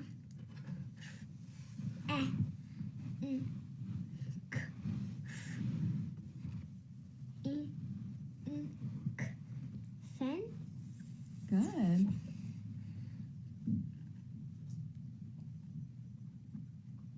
Purple. Okay. I paint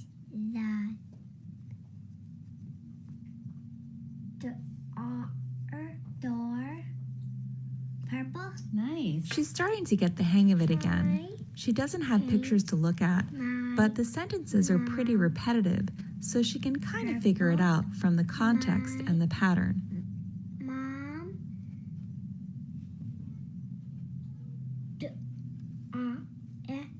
does not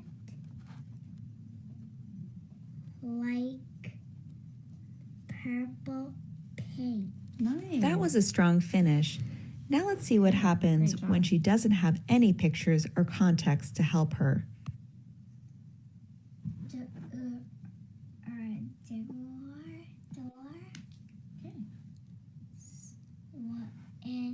Swing. All right. Paint.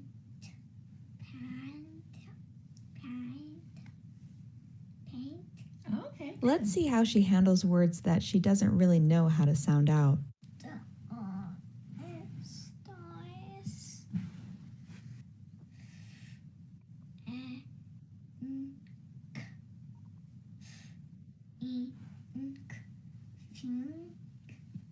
Those words were a little tricky, but she'll definitely get this word. I mean, she saw this word, what, a million times?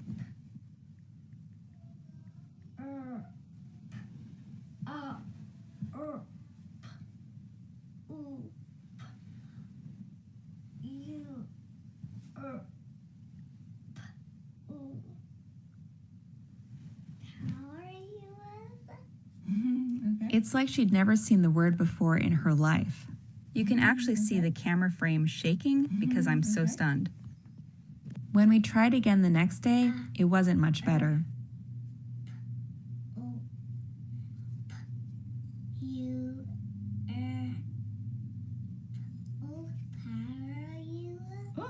I wasn't expecting this at all. How could she be exposed to a word so many times, have it appear on every single page, Look at all that purple. and then not even recognize it 5 minutes later? Now, she did get some words right without pictures or context, But check out how her accuracy changed over time. The green boxes represent correct responses. When the pictures went away, her accuracy suffered. When she tried the words without pictures or context, she did get some words right, but notice which words they were. They were the words she was able to sound out. The words she previously guessed from pictures or context, she could no longer read once those cues were taken away, nor could she read them the next day. Okay, but you might be wondering, why didn't you just help your kid learn those new words? But here's the thing, in first grade, parents are really encouraged to let their kids read these books independently. Here's a video directed to parents that explains this. Their teacher is helping them be independent. Support your child in being independent.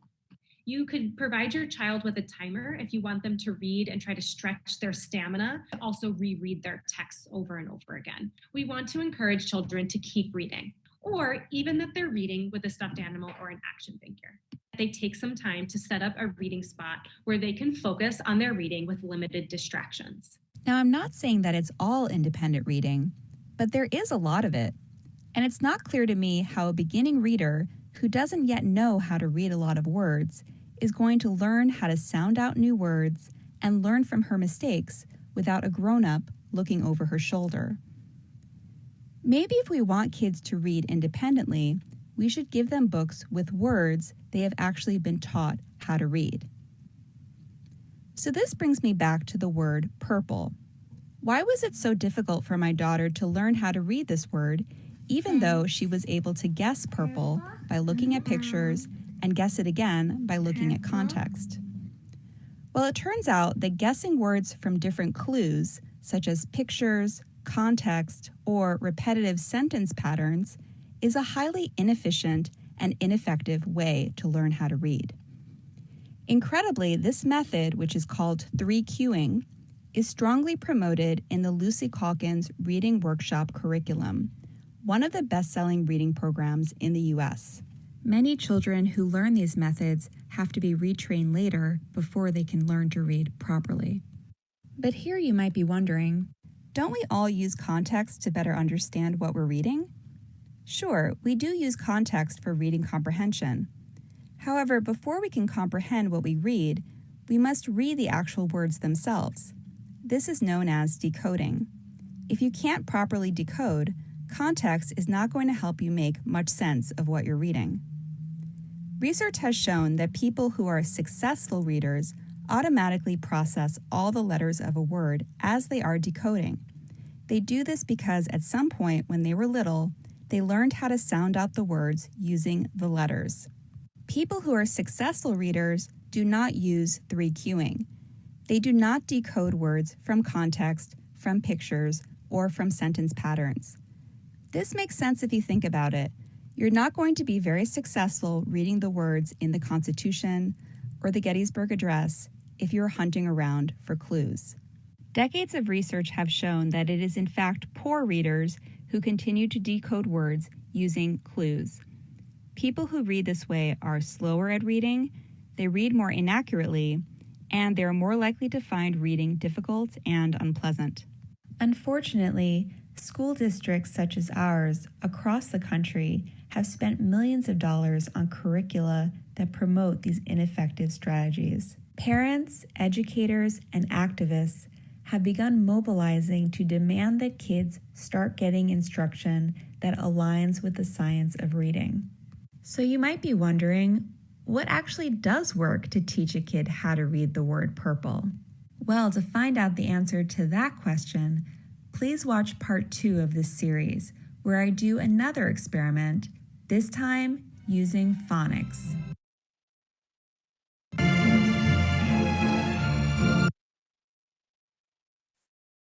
Thank you for taking the time to watch the video. We know that we use jargon in talking about reading, so we thought this video would help make sense of exactly what the science of reading is telling us. So you've heard about the case for shifting our practices in how we teach reading. We believe that these shifts are essential to end the predictive value of race, class, gender, and special capacities.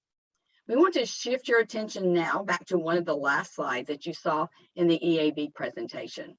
This should look familiar. We have adopted it for ACPS. By highlighting the many steps that we are taking to improve reading for all students, you will see how we are tackling the reading gaps we have and how we are forming a reading system. We'll be referring back to this organizer throughout the rest of the presentation. At this point, I'm going to turn the presentation over to Ms. Katrina Sims, our lead coach for elementary language arts and our Title I coordinator. Ms. Sims. Thank you, Ms. Collins. And so as Ms. Collins just referred to the diagram that she showed, we're not going to start right at the leadership or the instructors part. We're going to start instructional materials. So one of the first things we did as a division 3 years ago was to adopt a reading framework that's based on the science of reading. We chose Being a Reader, affectionately known as BAR. It's a comprehensive research-based reading curriculum for grades K through 2. This year, we've extended it to K through 3 that combines systematic, sequential, foundational skills instruction and has a rigorous comprehension component that's integrated with social emotional learning. We purchased Being a Writer from the same company, Collaborative Classroom, 10 years ago. And this year we were able to update those materials so that all teachers now have the second edition that's refreshed with some of the Read-Alouds, as well as a systematic way to teach grammar. Also, it's important to note that Zaretta Hammond, author of Culturally Responsive Teaching, is on the leadership board, which helps the publishers of the company keep equity at the forefront of their decision-making when they're thinking about creating instructional materials. Curriculum frameworks. The Department of Instruction lead coaches are working on this ongoing project where we are creating curriculum frameworks for the division, specifically thinking about elementary K through 5, and we were able to share the 3rd grade curriculum framework just this year in Division Day so that teachers can see it, and we'll continue to work on that. It's our hope to have those presented and ready by the start of the school year 2022. The culturally relevant material Read-Alouds. We are working on giving teachers and principals a curated list of recent books that are culturally relevant to students. Our assessment. So our screeners that we have, PALS is K through 3. Being a Reader is, we have a placement assessment that we use for students, K through 3, that's given to students to know exactly where their point of need is for instruction. And that's given early on in the school year. This year it will start on September 13th.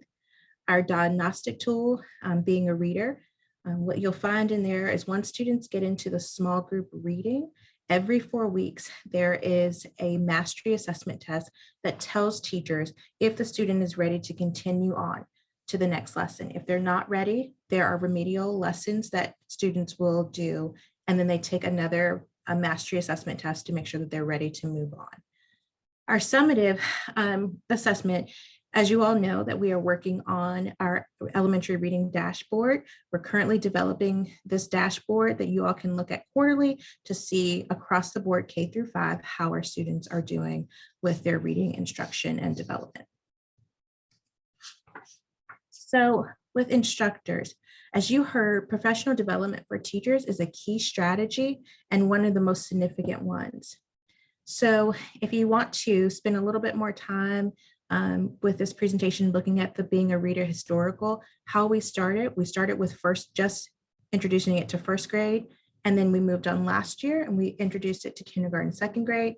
This year, we're going to open it up to 3rd grade for those students who are 1 or 2 levels behind 3rd grade expectations.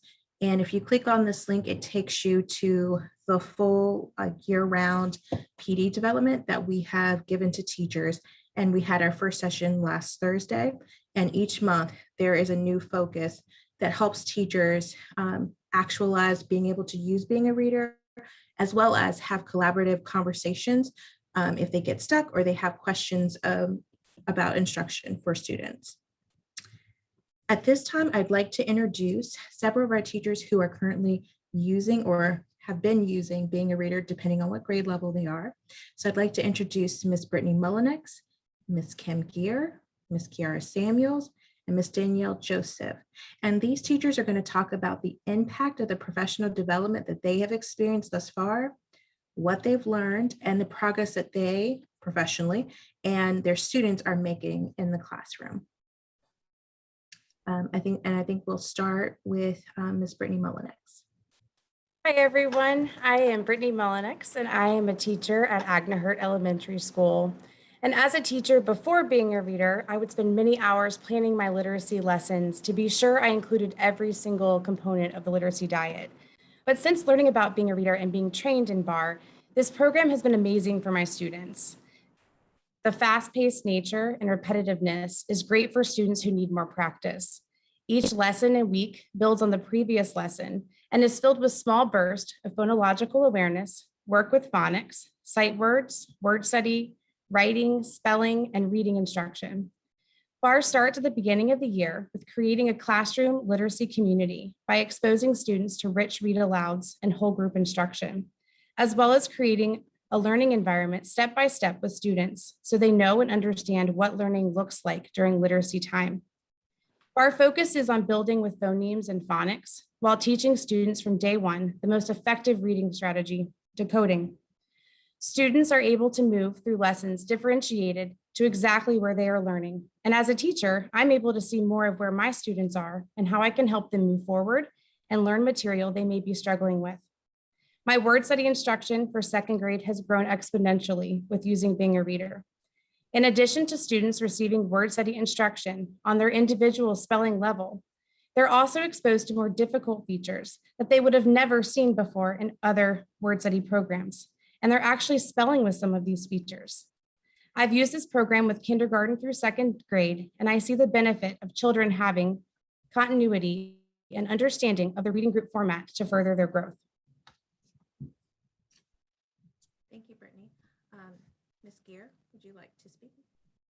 Hi, good evening. My name is Kimberly Gear. In 2018, first grade teachers participated in Being a Reader professional development training sessions, which included watching Rebecca Denny, a collaborative classroom instructor and former teacher, give live instruction to students in a first grade classroom. Afterward, teachers then met in a room to reflect on what they observed and were given time to ask questions and talk about their wonderings. The collaborative classroom website called the Learning Portal has a plethora of resources and videos for teachers to use. In addition to the resources for teachers, there are colorful sound letter spelling posters for teachers to display and classrooms for students to use as visual aids to support their learning. The Being a Reader program provides opportunities to build relationships in a deliberate way. In the beginning of the school year, students learn how to gather and use cooperative structures in which they are responsible to one another. Students work with partners during shared reading lessons. During this time, students participate in an activity called Turn to Your Partner. They are given a question to ponder and then a chance to talk about what they're thinking with their peer. As the year progresses, students regularly discuss and solve problems related to their work together. As their relationships evolve, students feel connected to their peers, therefore they learn to take risks to grow academically and socially. The guide, excuse me, social and academic learning flourish when they are integrated, and the Being a Reader program does this in a systematic way. And being that this is my third year teaching Being a Reader in grade, I observed my students feel successful, confident learners by using this program. Thank you, Ms. Gear. Now, Ms. Samuels or Ms. Joseph, if you all would like to add additional commentary. Yeah, I would like to add that one really important component of the Being a Reader manuals is that it has different sections for each lesson about how English language learners might interpret things differently, or different tips of this sound is not in this language, so you might have to teach it this way to students who speak a certain language, which is very helpful, especially at Woodbrook with our ELL population, which we have so many different languages at Woodbrook.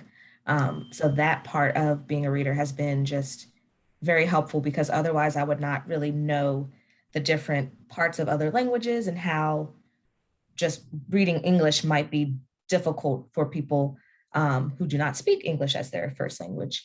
So that's one of the the main components that I'm just like wowed about with being a reader. Thank you. All right, also just to add in from our slide, we have the ongoing CRT training for all of our teachers, but also to think about one of the strategic goals is equitable access. So the CRT training is helping teachers work with that. And then the SIPS training, that is the intervention for teachers. And it goes along with the program for being a reader. So when a student is having trouble and you've done the remediated lessons, the next part is to go to SIPs. And so all of our interventionists as well as our SPED educators are being trained in SIPs training. We've had it in some of our buildings in the past, but we have not had it in all of the buildings. And so this is the first year we were able to purchase for all 15 elementary schools, the 4 kits for SIPs training. And it's really the first time all 3 tiers, tier 1, tier 2, tier 3 are all kind of speaking the same language, wrapping our arms around our students who have not met benchmarks just yet. So leadership, another key strategy that you saw from our diagram was to bring in all leadership to understand the science of reading. And to that end, we introduced the members of the board to being a reader when you all adopted the program. And then we introduced being a reader to all elementary principals during the spring of 2018. And as you heard from our presentation from Sarah, all principals should be literacy champions. So at our August leadership meeting that just occurred, the EAB came and did a 2-hour presentation, much like what you just experienced this evening. We've included the implementation of being a reader, which will be used to fidelity, K through 3, in the strategic plan. I would like to introduce 2 of our elementary principals, Ms. Maureen Jensen, Stony Point principal, and Mr. Seth Kennard, Baker Butler principal. Both principals were eager to start working on sharing information around the science of reading prior to our August leadership meeting. And then they were able to then bake in some of the information that was shared during the EAB presentation. And so now I'd like to turn it over to Ms. Maureen Jensen to speak first, and then you'll hear from Seth Kennard. Good evening, everybody. This is my first year as principal at Stony Point, and as a first year principal, I think it's important to pick your focus wisely. We are at Stony Point doing school-wide CRT certification and also focusing on the science of reading, because they do actually work hand in hand. I thought that focusing on the science of reading was really important for teachers to really dig into the research on how the brain learns to read, and used the presentation at our leadership meeting to construct an interactive session with the Stony Point teachers. We were all teachers, pre-K through 5, working together. And the first thing we did actually was brainstorm structures and strategies that we've used in the last couple of years in the language arts classroom. And just put it all out there. What structures, strategies, and resources do you use in your pre-K through 5 classroom? And then I went through a more direct approach with the science of reading, part of the presentation that you saw tonight, and some other things. And then we got in grade level bands, pre-K, K and 1, and then 2 and 3 and 4 and 5, and had some, critical conversations about the structures and strategies that we use. And then came up with, based on the science of reading, what structures and strategies align with that research. And the grade level bands put a list of non-negotiables of their ELA block. Yes, being a reader is a non-negotiable. What particular categories or aspects in being a reader are we talking about that we want to keep in our language arts block? So we did that. And then at the end of the session, I asked who would be interested in doing an in-depth study a book study, and we're looking at a book called Know Better, Do Better, and also a book called Sounding Out the Sight Words. And I would say at least one from every grade level is going to continue with an in-depth study of the science of reading. And we will continue working and learning more about how the brain learns to read. So we're really excited. The teachers were, after the presentation, were a little bit flabbergasted, not just like, they're like, wow, you know, some of the things that they've been feeling for so long were validated. And I think we can maybe start to throw out some of the things that we knew weren't exactly working in our favor. So we're excited about moving forward at Stony Point. Thanks, Maureen. I'm Seth. I am the principal at Baker Butler, and I really appreciate the time to speak tonight about what our school is doing for the science of reading. Miss Peterson, our assistant principal, and myself worked closely with Miss Sims over the last several months to look at what we can do to shore up our reading program, knowing that our students were coming back from the last 18 months with COVID with likely gaps in literacy. And what we found is, kind of by diving into the science of reading, we discovered that a lot of things we were doing in our reading instruction program outside of being a reader may have effectively taught a certain number of students how to read, but not was effective for most students for how to read. So that research really did change about how we looked at reading instruction in all the grade levels.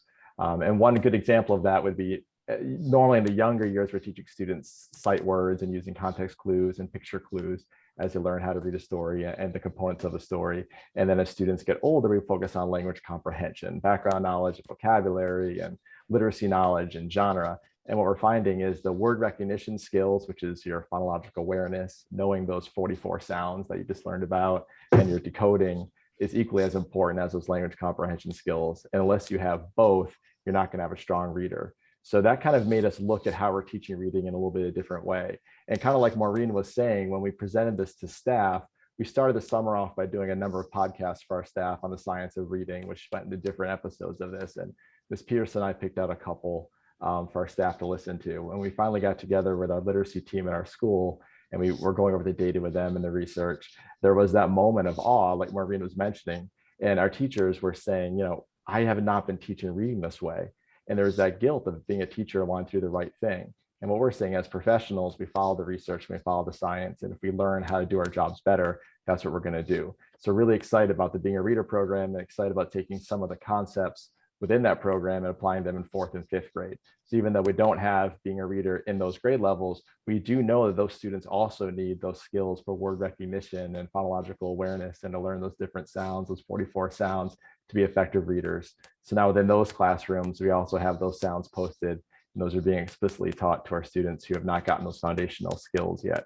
So this is changing the way that we're not only teaching our tier 1 students and in grades, you know, K through 3, but also how we're intervening with our students who are behind level in reading to ensure that we're giving that foundation students need as they improve the literacy skills as they go through our program. So we're really excited about this work. This is exciting. This is a multi-year work. And as Maureen mentioned, we find literacy to be a huge equity issue. Ms. Pearson and I got our CRT certifications last year, and teaching a child how to read is probably one of the most powerful things that we can do as CRT educators. So we're passionate about this work, and you know, Ms. Gear is a huge champion of being a reader at Baker Butler. So we're excited that she's here tonight. So thank you. Thank you, Ms. Jensen and Mr. Kennard. Next, we're going to talk about interventions, and I briefly touched on that already with SIPs. And so just to reiterate, we are currently in the process of thinking about how we can make our response to intervention process a little more seamless and transparent, as well as the SIPs training for interventionists and SPED teachers. It's currently happening. Next, I'm going to introduce our Director of ESOL Department, Ms. Lauren McLean, and she's going to talk a little bit about out of school literacy support. Thank you, Ms. Sims. We in the ESOL department know that being a reader has really great supports for our English learners in the classroom, but we also know we need to support our families in growing their literacy outside of the classroom. So we are excited that our adult education program is restarting their adult ESOL classes, both in person and virtual, after Labor Day. We're also working to ensure families have access to the TJACE classes at PVCC in the event the adult ESOL classes fill up. And then we're really excited to be talking to families about reading together at home in any language, because we know that the decoding-based approach that Being a Reader uses is the same way that students acquire language in any language.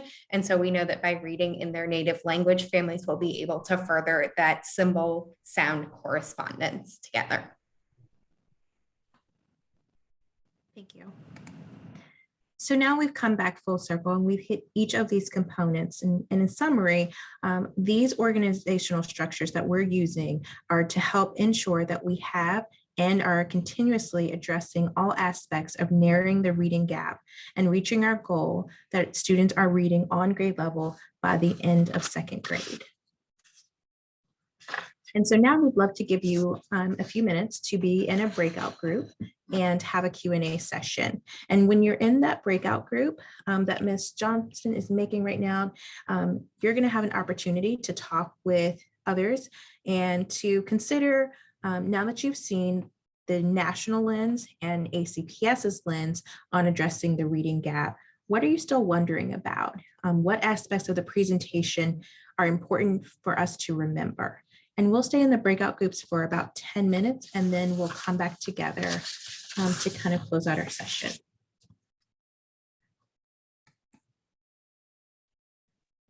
Are you ready to go into the breakout rooms? Yes, ma'am. Okay.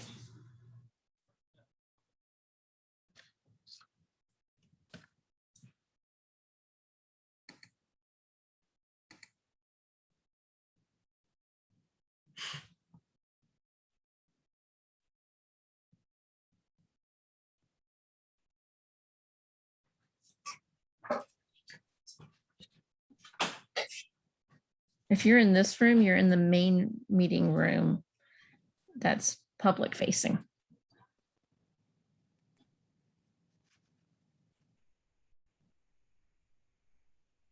Yes, and so just checking, do I have Brittany, Ms. Osborne, Ms. Carlson, Ms. Lee, and Mr. Kennard in my group? Yes, ma'am. Perfect. So I'm going to share our Jamboard, and the board members can share any questions they'd like to add, or and I'll make sure that I take notes. And then I would like to ask one of the board members to then just be able to share out when we come out of our breakout groups.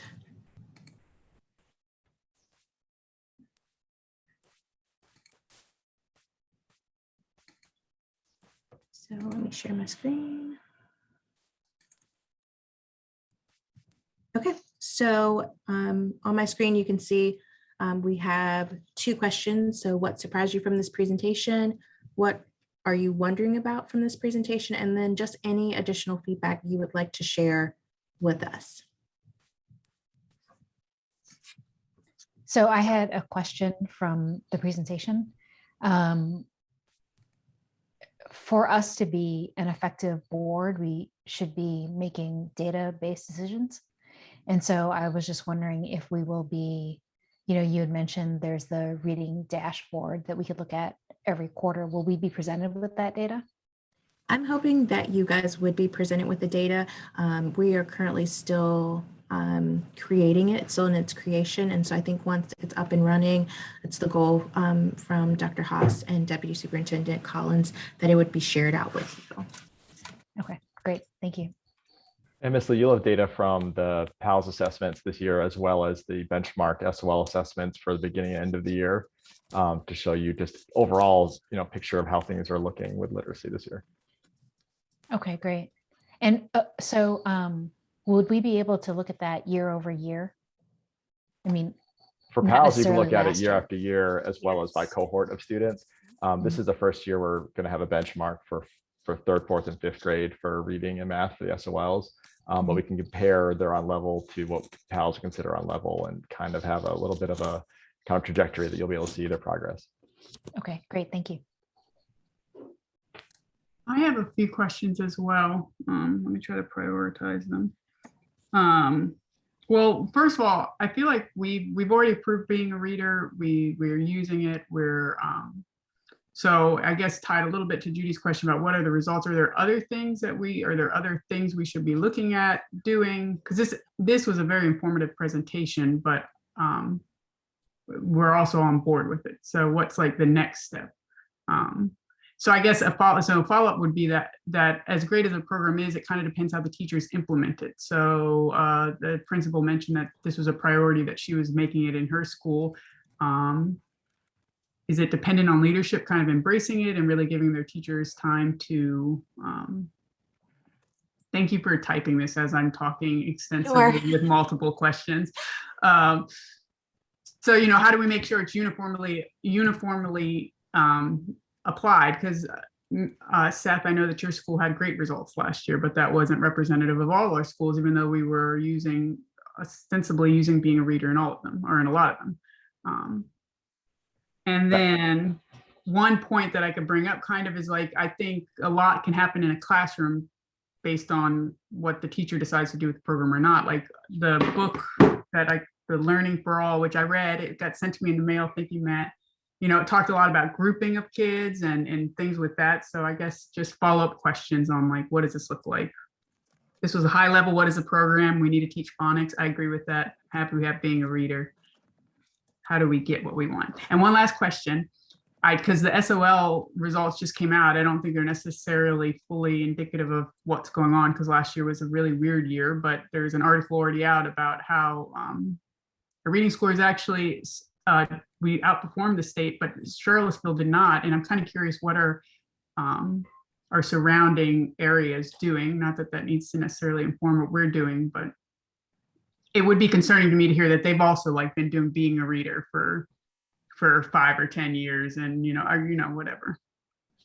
I don't know a lot about the program, but I do know in the city, I believe their program is called Horizons. So they do have a program that's K through 5, just different from our program of being a reader. And kind of to address our next steps, I think it's important that we definitely have ongoing PD that really helps teachers understand how students develop as readers. And when they're not developing, what do we do? What are our next steps? So I think being a reader is a great entry point, but we just don't stop there. It's continued professional development, I think, is very important. And then what does this look like in the classroom?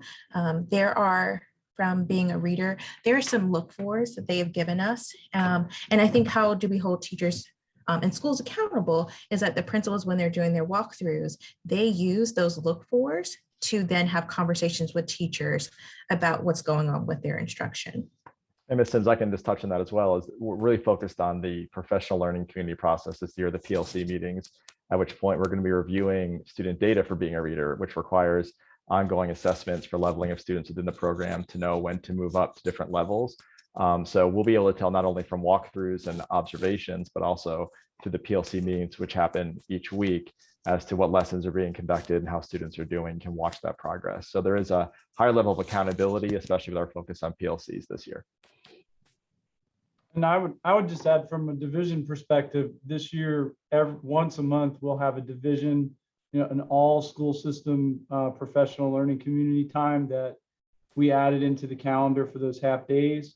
And so what that allows for is accountability for using the strategies that we've outlined, and also keeping everybody aligned and working on the same strategies. And I did make it clear, I think I did, at the leadership team meeting we had before school, that I expect every school to use being a reader with fidelity.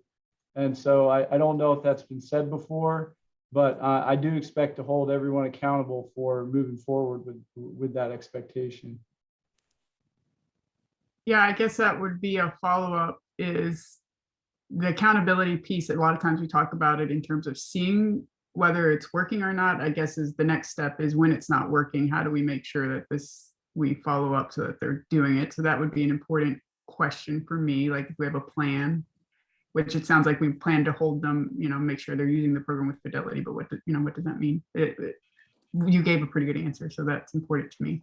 One last question I had, because I listened to it, and I feel like I must call out that my son's teacher is in this presentation, and she is being a reader with him. Miss Mullinex, it's good to see you. Although it's multi-age, it was also Miss McKinsey. I need to give Miss McKinsey her due. But listening to that presentation was informative for me because I'm not a teacher. I was, but I'm not a reading specialist by any means. And so I was learning things. So how do we do outreach to parents? Because I have definitely, I mean, the Being Bob Readers books, which every parent has, is picture-based, repetitive. You can figure it out whether you can read the words or not. And that's like a gold standard that I was using. So here's an involved parent who wants to teach your kid, and I'm not helping. So, or maybe I am, I don't know. But how do we help parents learn this strategy, since a lot of the younger grade reading has a lot of parental involvement? I'll jump in. One of the things that Being a Reader does provide are family letters. I don't think that we have utilized them as much as we could. And I think it's important because that goes hand in hand with our family partnerships when we think about CRT work. So when you're having those parent conversations or student-led conferences, that's a way for parents, one, to know the teacher side, but then also two, to see when the student's doing the student-led conference, how that's actualized. So I think we just need to do a better job of being able to send that information out to parents, and then seeing it in action in our student-led conferences is probably one way, maybe one of the better ways for parents to see and fully understand how reading is being taught now. Just like in that video that we showed you, it's very different from the way many of us learn how to read. So I think they have to read it and understand it, but then also be able to see it. Yeah, that 12-minute video, I mean, that would almost suffice right there. I took away things from that I'm like, I feel like parents should be able to see this as well. Yes, there's also part 2, which is just as informative. So you can just search that on YouTube. So it's the same title. Will my child be able to read part 2? It's still pretty eye-opening. It's excellent. Yeah. So I appreciated seeing the adult ed ESOL person there, Mrs. Lauren. And I wondered if we'd ever considered a family literacy program for the kids and their parents in ESOL. I know that ESOL does do some family nights, in Title I. They do family nights as well. I don't know in the other non-title schools if that's a precedent, but I think that's a really good thing for us to be able to take back and to see how we can enact that so that all families would have the opportunity to have opportunities for a family literacy program where they not only learn how students are learning, but they see some activities and then they go home with something to actually practice with their students. Well, especially for the English language learners. Absolutely.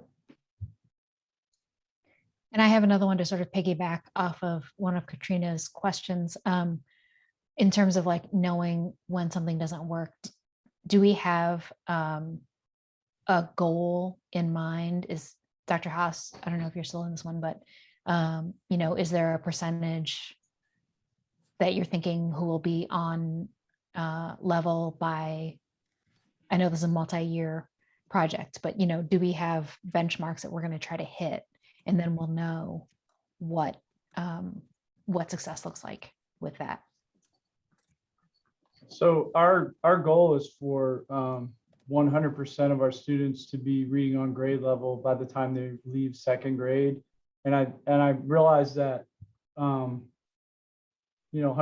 may not seem attainable, but one of the things that did jump out at me from Sarah Main's presentation when she said that 95% of students in our schools are cognitively able to be on grade level with their reading by third grade. So I think that should be the target, 95 to 100% being on grade level.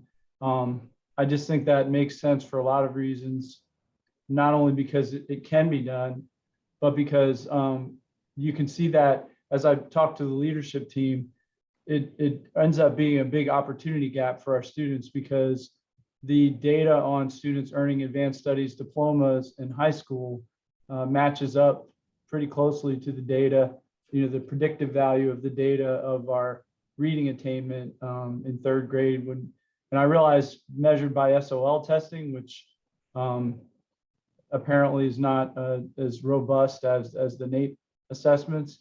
However, those do line up. So I think we've got to strive for 100%, understanding that 95% with the research could do it. Yeah, I really appreciate an aggressive goal on that. We've never had a goal on that. And so I think setting a target and putting all of our effort behind it is going to pay the dividends for the students.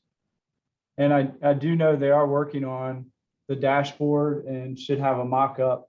And what I'd like to do is pull the equity committee back together to look at it and poke holes in it and give feedback, and then bring it back for the board to look at. Great, thank you. And this isn't really pertinent, but Brittany Mullinex was my student at Albemarle High School. She was Brittany Veith back then, but turned out to be a great elementary school teacher.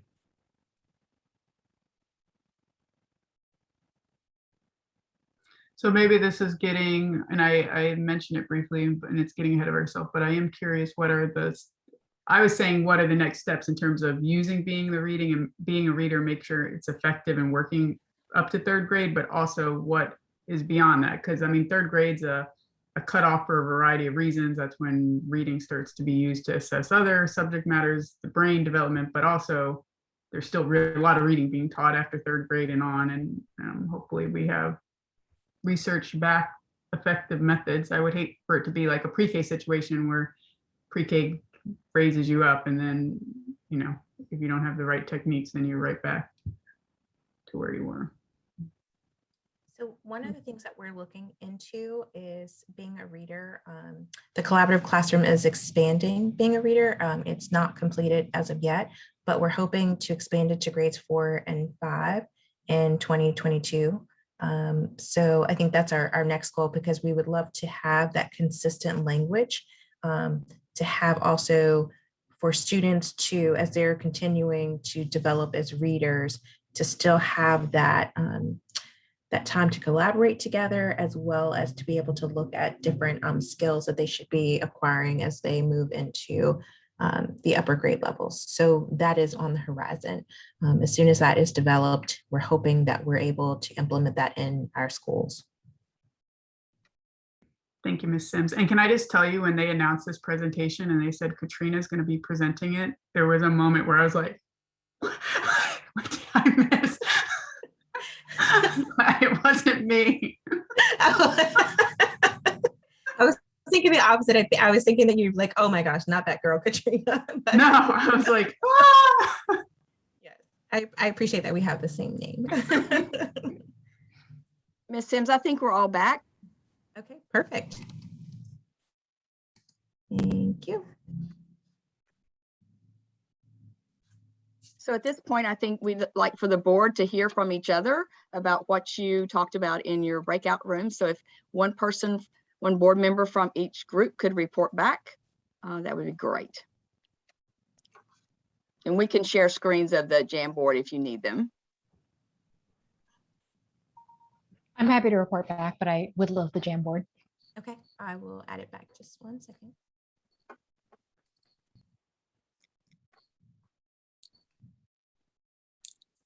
Sorry, I'm having a little difficulty reading it, but okay, let me see if I can make it bigger. Sorry.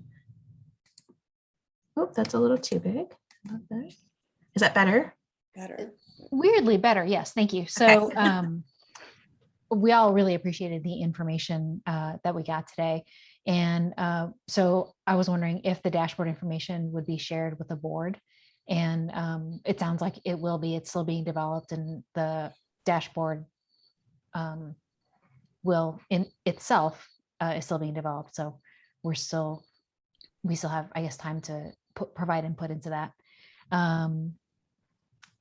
And Katrina asked what next steps are, since the board supports the BAR program, BAR program. What does this look like in the classroom?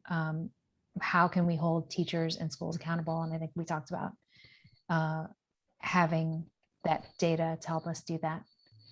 And then also, when something is not working, what is our plan And then I piggybacked off that and asked, what is our goal, which is basically 100% of our students reading on grade level by the end of second grade, based on the research showing that 95% of students are cognitively able to learn to read.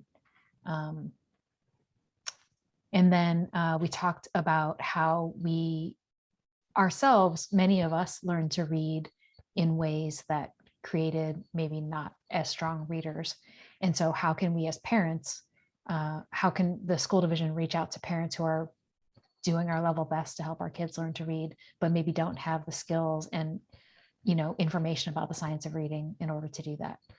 And then, that was the goal thing. And then Ellen asked about a family literacy program, especially for our English language learners. Again, since the family is so involved in early literacy. If I miss anything, I apologize, but please step in.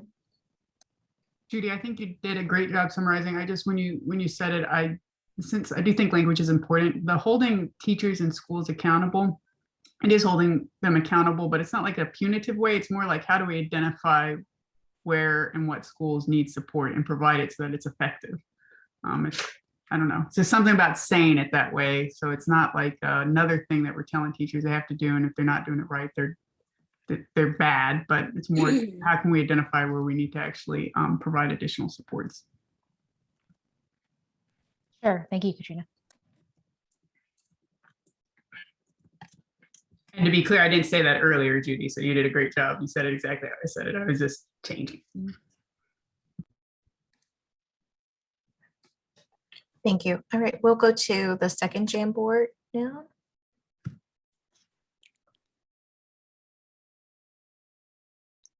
I think I was in the second one. I can't read any of those, but I'll try to remember.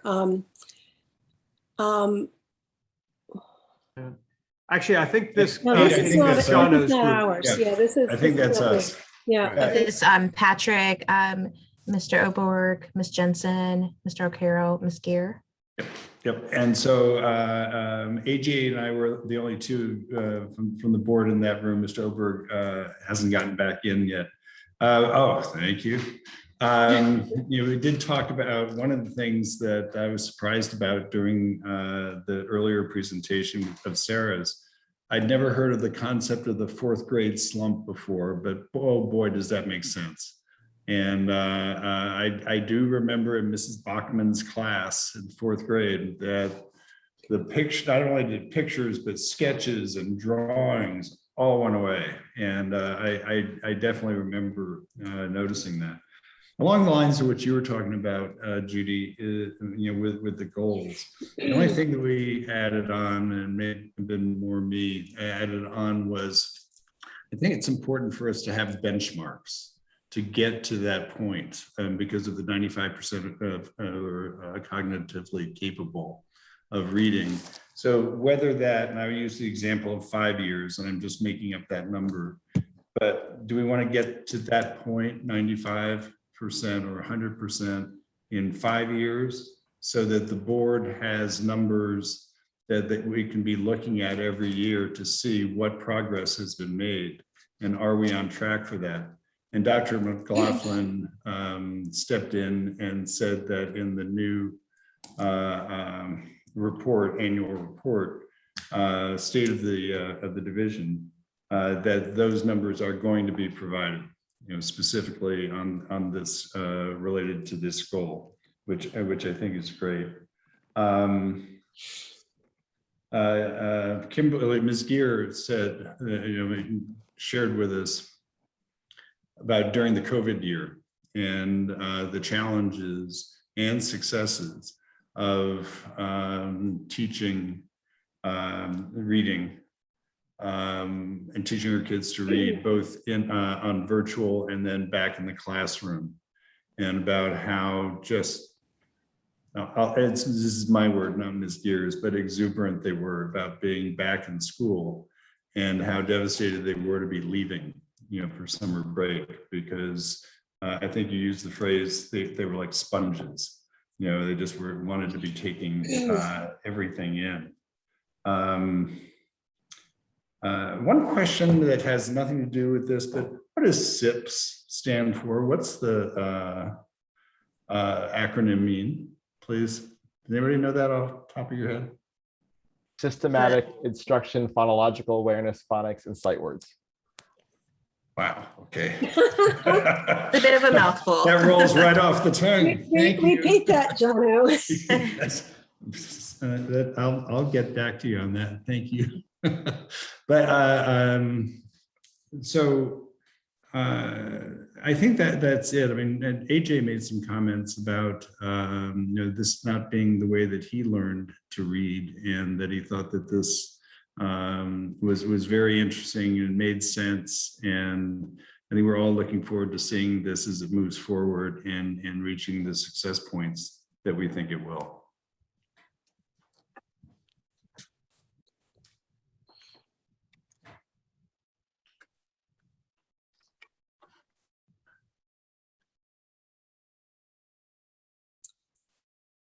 I think this must be my room. Yeah, this is Al's gate. Yeah, okay. You've successfully put it off on me. Right. Chair Page. We talked a lot about, well, two things. I mean, I thought both the presentation by Sarah talking about the principals needing to be literacy champions, and then what Seth Kennard said in his presentation, that literacy is a huge equity issue. My questions focused on what can we do even beyond the classroom in terms of the materials we send home, the teachers we hire, our teachers, do teachers come out of school knowing about being a reader, or making sure that we have all the professional development in place, and support for parents, outside of school and during the summers. We also talked about, having the posters or the copies of the phonics sounds for kids to take home. And we also talked about the PD for tutors for young kids. The other area we talked about was, well, what about our fourth graders or our eighth graders who have not learned this? What kind of efforts and commitments do we have beyond K through 3, which is the primary focus of this being a reader? And how much remedial work or additional work do we need to do to get those kids on grade level as well?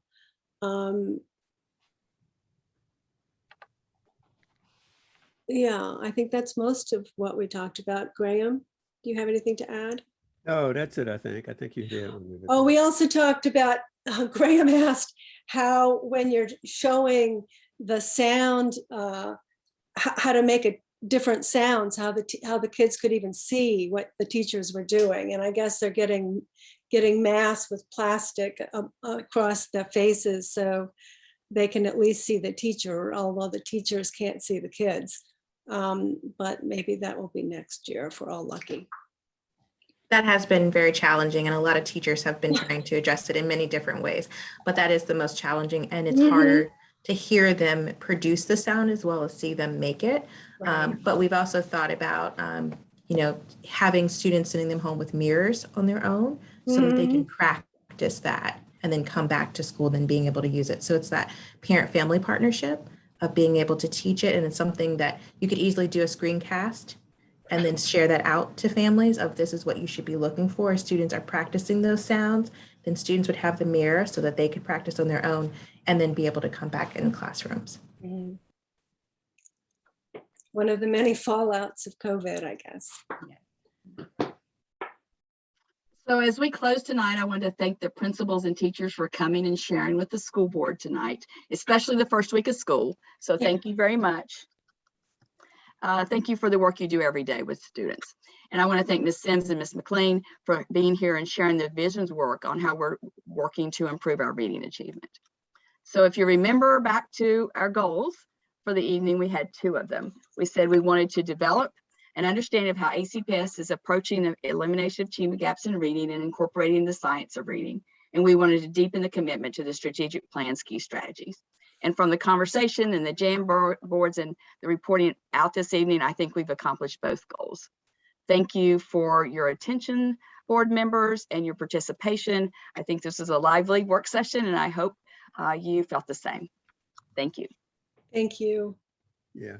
Thank you so much, Ms. Collins and Ms. Sims, our principals and our teachers for presenting the workshop this afternoon or this evening. Really informational. So thank you so very, very much. And I think Judy was mentioning also that dashboard. So that's going to be really important, something that we'll be looking forward to having access to. So thank you all.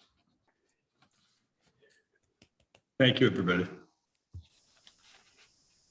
Do we have any other business by board members or by our superintendent? I just want to thank Brittany, Kimberly, Danielle, Katrina, Kiara, Seth, Maureen, and Lauren for being here tonight. I want to echo your thanks because it's the fourth day of the longest week of the school year. They were amazing. You all were amazing. Thank you so much for coming tonight. And Debbie and Pat, thank you for putting this work session together. So thank you. That's all I wanted to say. All right, thank you, Dr. Haas. I have Actually, one. okay. Oh, go ahead. Oh, I had one question. I probably should have asked this before most people left. It sort of struck me, the little wheel of cognitive capability of reading with, was it 80% who can do it with effective tier 1 instruction? And I just was curious if in this work that we're doing, we're looking at our percentage of students we have out of tier 1 instruction and in tier 1 instruction. I don't know if that's like a next step thing, or I don't know if we're even thinking about that, but I would be curious about that. Just to we can give you some information on that. We do know how many students are getting hitting the benchmarks by tier 1, and then how many students are in tier 2, and how long they stay there, and if they come out, and those kinds of questions. So we do have that information, and we'll make sure that when we come back at the quarter, that we include that if it's not as evident on the dashboard as it could be. Okay, great. And is there like best practices for that, or are there schools of thought about that percentage? Obviously, that's not a question for right now, but just I would just be curious about that as we learn more about this work that we're doing. Thank you. I just have two quick things. One, I also want to extend a thank you to AJ, who showed up after 4 days in school, and is hanging in here with us the whole way through. So thank you for that. Secondly, is in years past when we've been trying to organize work sessions, I know that we've sent emails around asking for people's ideas on that. And so instead of sending an email around, and I changed my mind, Judy, because I forgot we were having this meeting tonight. Next Wednesday, Judy and I are meeting with Rosalind to try and put together a list of ideas for work sessions in the next year and possibly beyond that. And so I would ask any and all of the board members, if you would please send us your ideas and maybe copy both of us on it, so we both are seeing it at the same time and keep the same list for what you would like to see. And I know we've talked about this a little bit in the past, and Kate, you and I have talked about these a number of times, but if you could just kind of start it from scratch and just send us your ideas before next, let's say the end of next Tuesday, because we meet on Wednesday. That sure would be great, and I think that gives us a great starting place, and we've got a few ideas between us as well. So if you would, please. That's it. Okay, thank you. Any other business by any other board members? If not, this August 26th meeting of Albemarle County Public School Board will stand adjourned. Thank you all for your attendance. Thanks, everyone. Good night, everybody. Good night. See you soon. All right. Bye-bye.